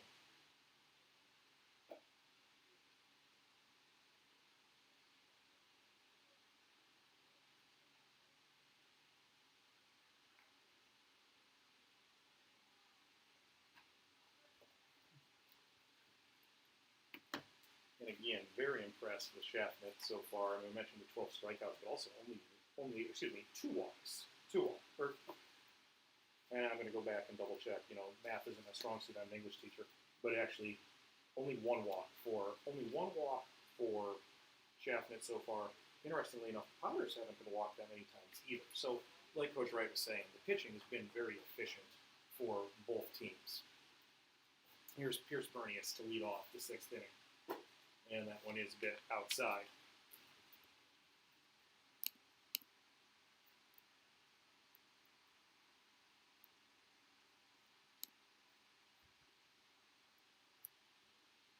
Here comes pitch. That one will be a swing and a miss. 1-1 count.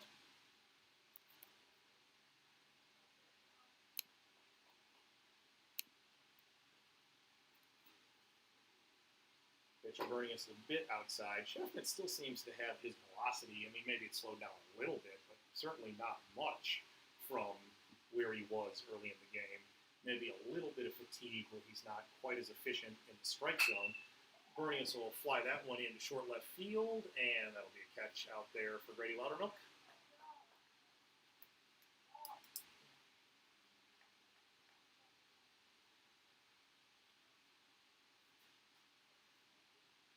Logan Naylor now comes to the plate.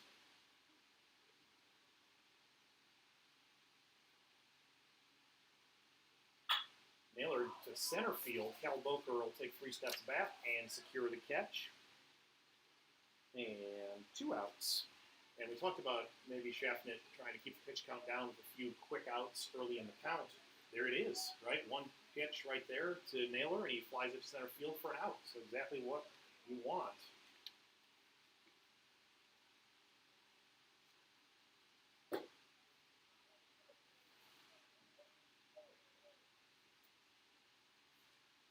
This is Gavin Lawrence.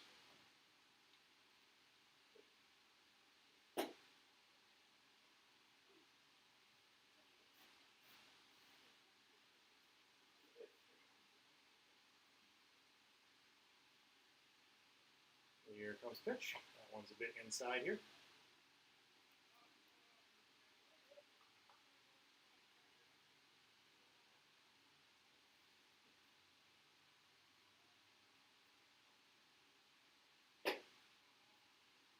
Bit up high there, 3-1 now.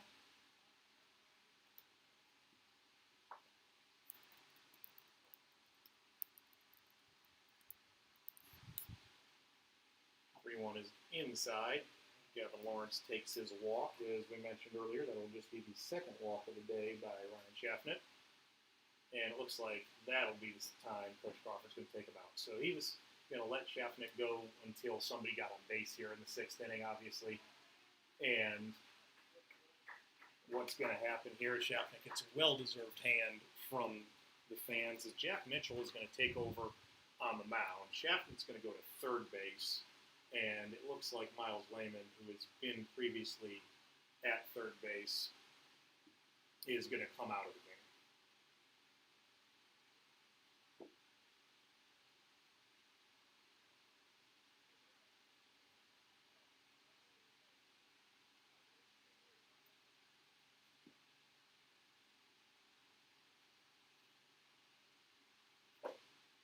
So if you're scoring at home, what you're going to want to do is put Jack Mitchell into the spot that Lehman was in. So Karsten Thurman now DHing for Jack Mitchell.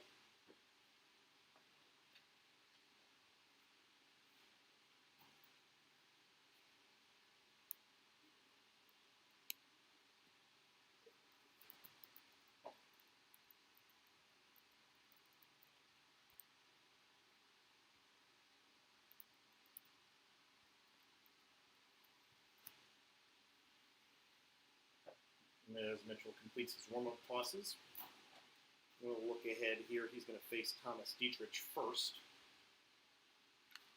Again, to reset the situation, 2 outs here in the 6th. Runner on first base is Gavin Lawrence. Junior Potter's up 4-0.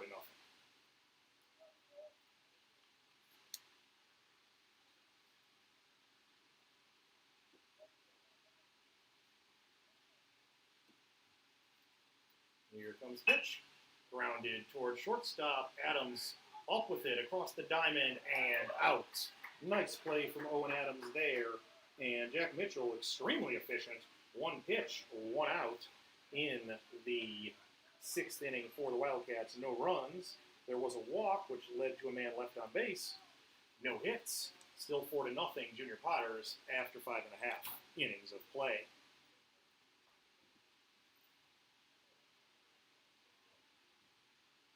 Once again, I want to thank everybody who's joined us so far today. Ryan Lindley up here in the booth at Westwood Park. Coach Craig Wright joined me for a little bit. It's our, as I said earlier, sort of our maiden voyage, first foray, whatever term you want to use, into a live stream for some Junior Potters baseball. So we've had some ups and downs on the technology side, but hopefully you've enjoyed a good ball game. Junior Potters have played on the lead really since the first inning. In the bottom of the first, Blake Sieben reached on an infield hit. He advanced to third on an error, and Ryan Schaffnet drove him in on an RBI ground out. And so the Potters jumped ahead 1-0 in the first, and they've played ahead since that.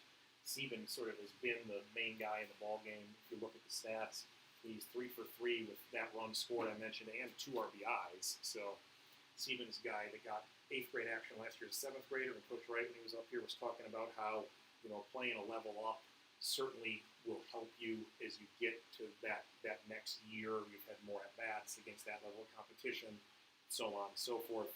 And obviously you're seeing the payoff with Brandon Sieben today, I think. 3 for 3, 2 RBIs, run scored, pushing the Potters into the lead early and helping them hold it. Ryan Schaffnet, obviously on the mound, was fantastic through 5 2/3 innings for the Junior Potters. He gave away to Jack Mitchell last inning, who had 1 pitch and 1 out. And now in the bottom of the 6th, Potter will try to add a couple insurance runs and take this 4-0 lead maybe up a little bit more. But obviously, if you're a Potters fan, you feel pretty good about what you've seen so far from the Junior Potters, their first time out in 2020.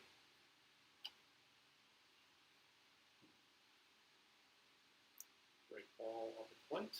That one is a bit outside. Drake Paul has been on base both times. He doubled in the 2nd inning, walked in the 4th, and scored both times.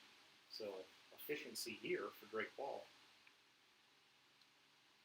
1,000 on base percentage in his Morton Junior High career. 2-0 from Dietrich.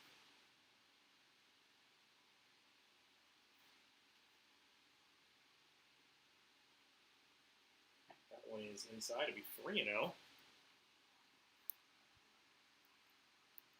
So as we said, Drake Paul very efficient here in his junior high, Morton Junior High debut. He transferred actually from Pekin. He actually played in the regional here at Morton for Pekin last year.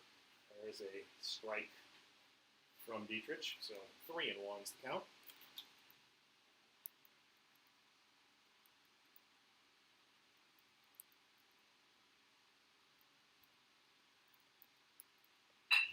Ground ball towards short.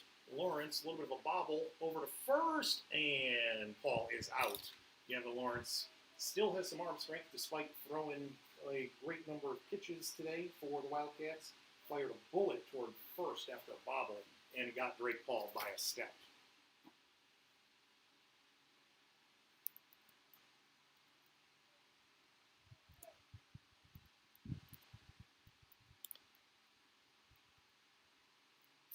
There's Cameron Crawford. Now on a bit outside, ball one. Cam 0 for 2 today. Coach Wright and I were talking about the fact that obviously maybe a little bit anxious first game of school ball playing for his dad. Of course, like we said, Coach coached him in travel and such, but it's a little bit different. And so there's also that sense as a 7th grader, you want to make an impact. You got called up to the 8th grade team. You want to make an impact early. And here comes the pitch.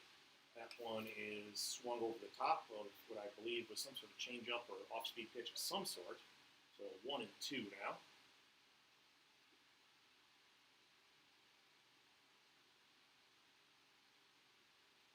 Dietrich will wind and deliver. That one's in the dirt, 2-2. The other challenge, honestly, that I think Cam faces is everybody knows his dad's the coach. Everybody knows that he's been around baseball his whole life. Everybody knows he's a good player. And so he gets a bunch of junk when he comes to the plate. 2-2 coming here, and that'll be strike 3. Thomas Dietrich having an effective inning. The ground out by Drake Paul. Crawford strikes out, and Owen Adams now at the plate.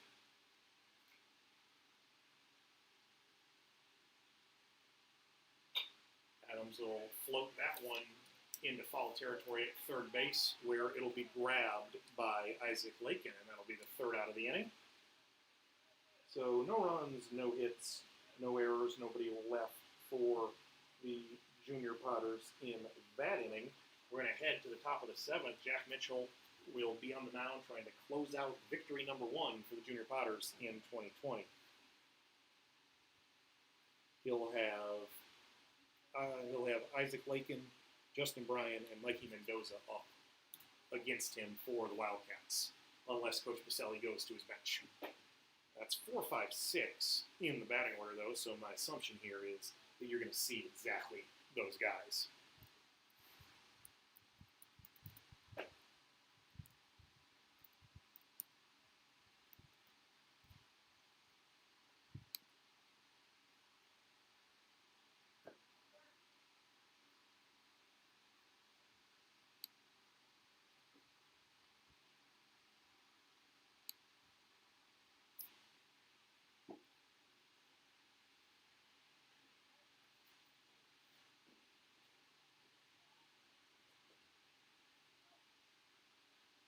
All right, Lakin to the plate. Isaac Lakin 0 for 2 today. One thing that gives you some confidence, too, for the Potters right now is the 3 guys due up are 0 for 5 with a walk so far today. So Potters pitching, Ryan Schaffnet primarily, and then Jack Mitchell came in to get the last out last inning. Potters pitching has essentially dominated the Wildcats today. That one is up high, 2-0.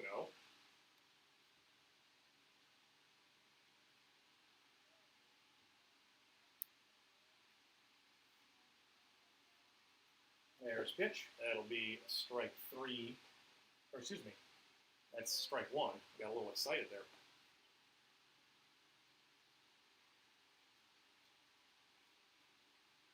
Two-one pitch coming. Swing and a miss. Strike 2. I know we're having a little video issue right now, but should still be able to hear our audio, and hopefully that is the case. That's a foul ball, so the count will remain 2-2.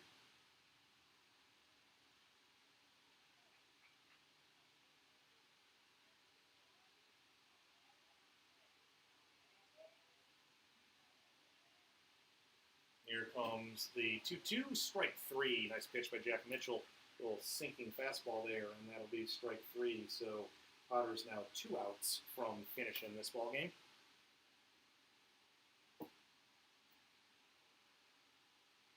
Here's Justin Bryan coming to the plate. He'll follow that one back. And we've got our video successfully restored. Again, like I said, kind of a maiden voyage. Occasionally we've had a few video issues, but hopefully we've obtained audio all the way through. Is there strike 2, 0-2 now? Coach Wright's back. 92 Potters in the 7th inning of the 7th grade game. Potter's trying to go 2-0 so far on the day then, as Potter's just 2 outs away here. Jack Mitchell's been pretty efficient after he came in.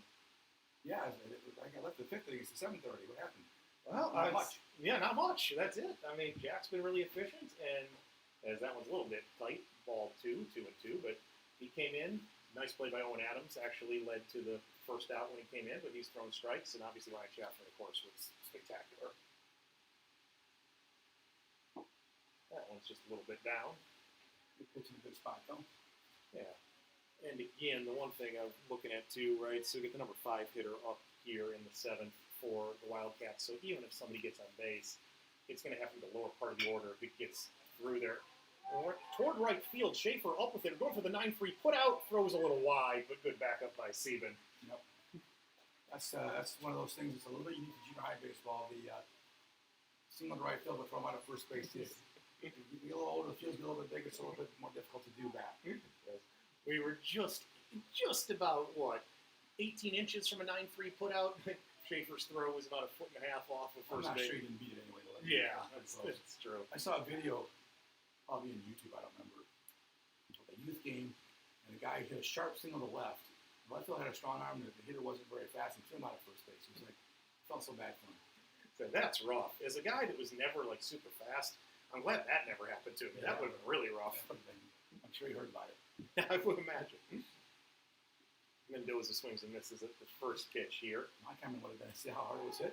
Yeah, that's a good point, though. You couldn't just argue like, guys, I mean, when you hit the ball that hard, sometimes bad stuff's going to happen if you hit it right at people.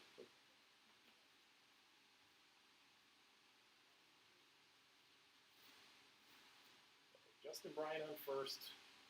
Mikey Mendoza to left center. Brady Loudermilk back. It's over his head. Justin Bryan's going to head to third. Mendoza's going to cruise into second. Coach Baselli's going to hold up Bryan and down 4 in the 7th. I think that's the right coach. Yeah, I think he scores 80% likely there, but that 20% isn't worth it because that run by itself isn't the key. So that's good coaching, good decision. Lefty-lefty matchup here is Rose comes to the plate. And only one out. This is a big hitter here because if he gets on base, then the tying run comes to the plate. I was talking about the fact that, hey, at least the lower part of the order was off, but they have to, get hits to put the Potters in a position to, give up the lead. But I'll tell you what, number 5 and 6 hitters hit the ball well. Almost hit hard. Rose grounds it towards second. Drake Paul, a little bit of a fumble, but he's got plenty of time. He goes to first, records the out. Run does score, but I think the Potters will definitely trade it out for a run in that situation. Regan's up in the bullpen. Yeah, you're right. We got Joseph Wiegand up in the bullpen. Pierce Bernius up is the last hope for the Wildcats right now. Regan doubled the hitter before, I think. That's why he got Regan got it. Nice job by Mitchell getting the second out. And now Mitchell will try to navigate through Bernius and finish the ball game for the junior Potters. There's a swing and a miss, 1-1 count.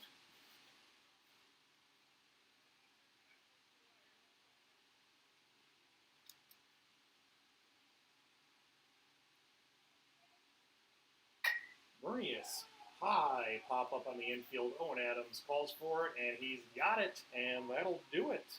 First win of the year and the first game of the year for the 2020 edition of the Morton Junior Potters. They beat the Wildcats 4-1. And Coach, I know you didn't see the entire thing because you were running back and forth looking at the 7th grade game, but what's your impression after watching what you saw this team? Well, I mean, it's hard to give an impression just based on it. I know they're talented, Yeah. and you saw some talent today. I was impressed with District 50. I mean, it was a close ball game. They ended up being 4-1, and they stayed in the ball game. So I give them credit. It's the first game for a lot of these guys, either new to town or 7th graders, and so that's a tough. I think there's some nerves, which you would expect, but a lot of good stuff. I think you did a nice job. Schaffner, like you said, strikes as a strikeout pitcher. He did that, but as a strikeout pitcher, he didn't walk people. Yeah. And so and they made plays defensively. I don't think any real glaring defensive mistakes. So good baseball. Good. For a first game of the season, I think both teams should be pretty happy. Yeah, and I think you make a good point, just that efficiency, and you get good credit, and I think well-deserved credit to Gavin Lawrence, the District 50 pitcher, that he was pretty efficient. I just did some quick totals. Potters end up with 4 runs on 5 hits. Wildcats end up with one run on 3 hits. So, I mean, pitching staff on both sides, both Schaffnet and Mitchell for the Potters, and then Lawrence and Dietrich for the Wildcats. I think pitching really was the story of this game. Potters just did just that much more on offense. Yeah, just a little more firepower. We'll see. Coach Crawford said he might come up between games, but he I'll might let not. mine come up. Like I said, I know see how quickly he needs to get ready for game 2, but That's true. You're gonna have much time.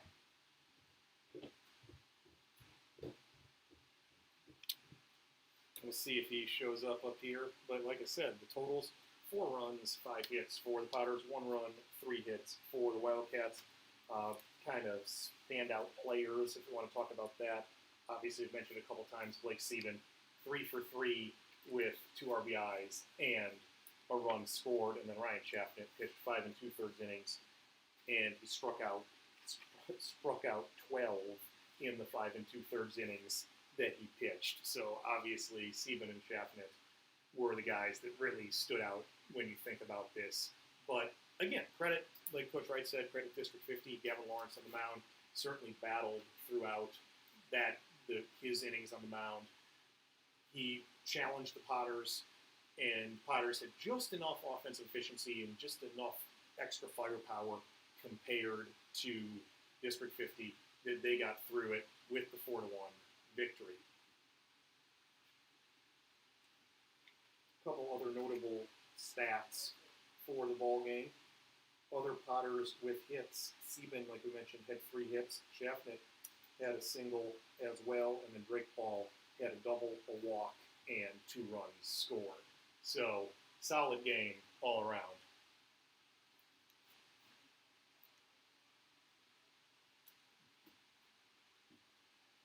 So we're going to hear from Coach Crawford here in just a second. One of the challenges of everything with this is just the fact that obviously we do not have a wireless mic. If we were really advanced, we'd be able to put a wireless mic in the dugout and have him just grab it when we were done and chat with him there, but that's not going to happen because we do not have that level of technology yet. But like I said, for those of you that stuck with us for the entire game, I really appreciate it. It was, like I said, some technological challenges with it being the first time that we tried to do something like this, but especially using this program. We had done a few broadcasts off of Periscope on the Twitter during the Varsity Potters 2018 state run, and we got somewhat efficient at that, but we tried a new program today. We used our Streamlabs OBS and then used YouTube streaming as well, and hopefully it was a positive experience for everyone. Like I said, a few times, I know we lost the video picture, but overall, I think it worked out pretty well. If you have any thoughts or comments on the game, you can offer your thoughts if you want to tweet us at Potters Baseball. Again, that's at Potters Baseball. You can send us your thoughts via Twitter and let us know what you thought of the Potters, any thoughts on the broadcast beyond that. But again, we'll be taking a look at that later on, and if you have some thoughts, maybe we'll mention them on our next broadcast. Right now, got Coach Wanners here. Say hello to him. Hey, how's it going? Let's go. All right. Good game. Yes. Hey, Potters played really well. I was impressed, with the pitching, obviously, and time Both teams for the first time. Yeah. Hey, Al, that's pretty good stuff. and timely hitting. So there you have it. Some thoughts from Coach Wanner there. So again, Potters very efficient, 4-1 winners, and if you think about it, a good step in the right direction as they get ready to move into the rest of this season, whatever form it's going to take. We already had the interesting thing where today's opponent got switched at the last minute. It was originally supposed to be Dunlap Valley, then it became District 50. But I'm just glad the Potters got the chance to play, as opposed to having to just sit at home when it's obviously a beautiful day out here. And I don't know how well you can see it on the screen, folks, but fans sitting and again, appreciate people obviously trying to maintain social distancing and all that, but fans sitting all around the park. There was, I guess I'll call it a bleachers section. There was a group of fans who sat out behind the left field wall. There are people down both sidelines. There's a small group of fans, I think District 50 fans, who sat in the right field corner, kind of, I guess, the alternate bleacher site, if you will. But it was just kind of nice to see everybody out here having fun, to use the old Harry Carey phrase, having fun at the old ballpark. And obviously, if you're a Potters fan, it's even more fun is they get a 4-1 win. On the District 50 side, just really quickly, credit to those guys that had hits for them. Thomas Dietrich had a single, Justin Bryan had a single and a run scored, and Mikey Mendoza had an RBI double. So that wraps up the District 50 offensive summary. And we'll give Coach just a couple more minutes. Coach Wright went down to talk to him, and then we'll wrap up here. Again, I've said it a couple times, but I really appreciate everybody who tuned in. Thank you to Coach Craig Wright, who joined me for a few innings of the ball game. It definitely is easier to do this with a partner. I know you folks obviously appreciate everybody who tuned in and were willing to listen to me when I'm by myself, but it's always nice to have a partner in the booth as well. But we had a good amount of fans tuning in at various times, and obviously the Potters rewarded everybody with the 4-1 victory. So what we're going to do now is we're going to take a short break and just let you just basically get a chance to take a look at the field here, and we'll see if we hear from Coach. And if we don't hear from Coach, like I said, we'll just be back to wrap it up here in just a few minutes. But for now, Potters win 4-1. I'm Ryan Lindley.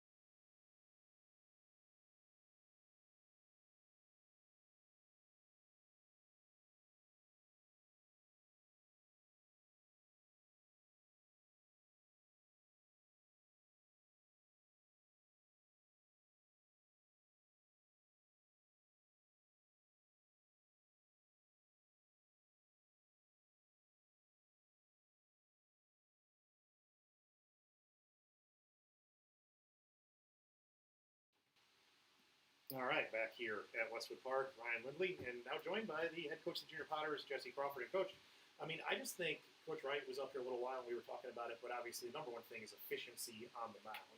Yeah, I mean, Ryan Shavnit, you put a 6'2", 175-pound kid in the 8th grade game, barreling down on you, he's really efficient. Didn't really need much secondary stuff today. As long as he got a hit in the count, he was pretty dominating.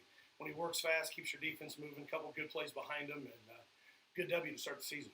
Yeah, absolutely. And then on the offensive side of things, obviously Brandon Stevens stands out. He's 3 for 3, a run scored, 2 RBIs, and kind of Ryan a little bit of action last year for you, but Brandon got a lot of action, I guess, last year, 7th grade or 8th grade level. It seems like that pays off when those guys get that opportunity. Yeah, absolutely. I mean, he's almost. I consider him one of those guys almost too big for the field because he's so fast and athletic. Very bright future in the baseball program ahead of him. Just got that fast twitch stuff and plays with loads of confidence. And, if he gets on base, it really puts pressure on the defense. And then just kind of give me your general thoughts is, this was kind of an interesting situation. You were going to play Donut Valley, then you got District 50 at the last moment. But it's nice to be back playing baseball, isn't it? Yeah, absolutely. We were thankful that Coach Baselli and Beverly Manor District 50 came over and played us on short notice. And they had a good arm. We got to see a good top shelf arm right out of the gate. For some of our guys, it was eye opening, and for other guys, they competed well. And kind of on to the next one, play another one right now, and then we got Olympia on Tuesday. Just thankful to be playing baseball. Absolutely. Well, we'll let you get to work since you got another game coming up here. But thanks, Coach, and thank you to everybody that joined us for this live stream of Junior Potters baseball. Like I said, we hope to do it again sometime. We have to check the schedule and check my schedule, I guess, too, to figure out when we can set this up. But again, thank you to everybody, and we will be hopefully on the air with you again in the next couple weeks. So for now, from the Westwood Park Press Box, I'm Ryan Lindley. Goodbye, everybody. Thanks, Ryan.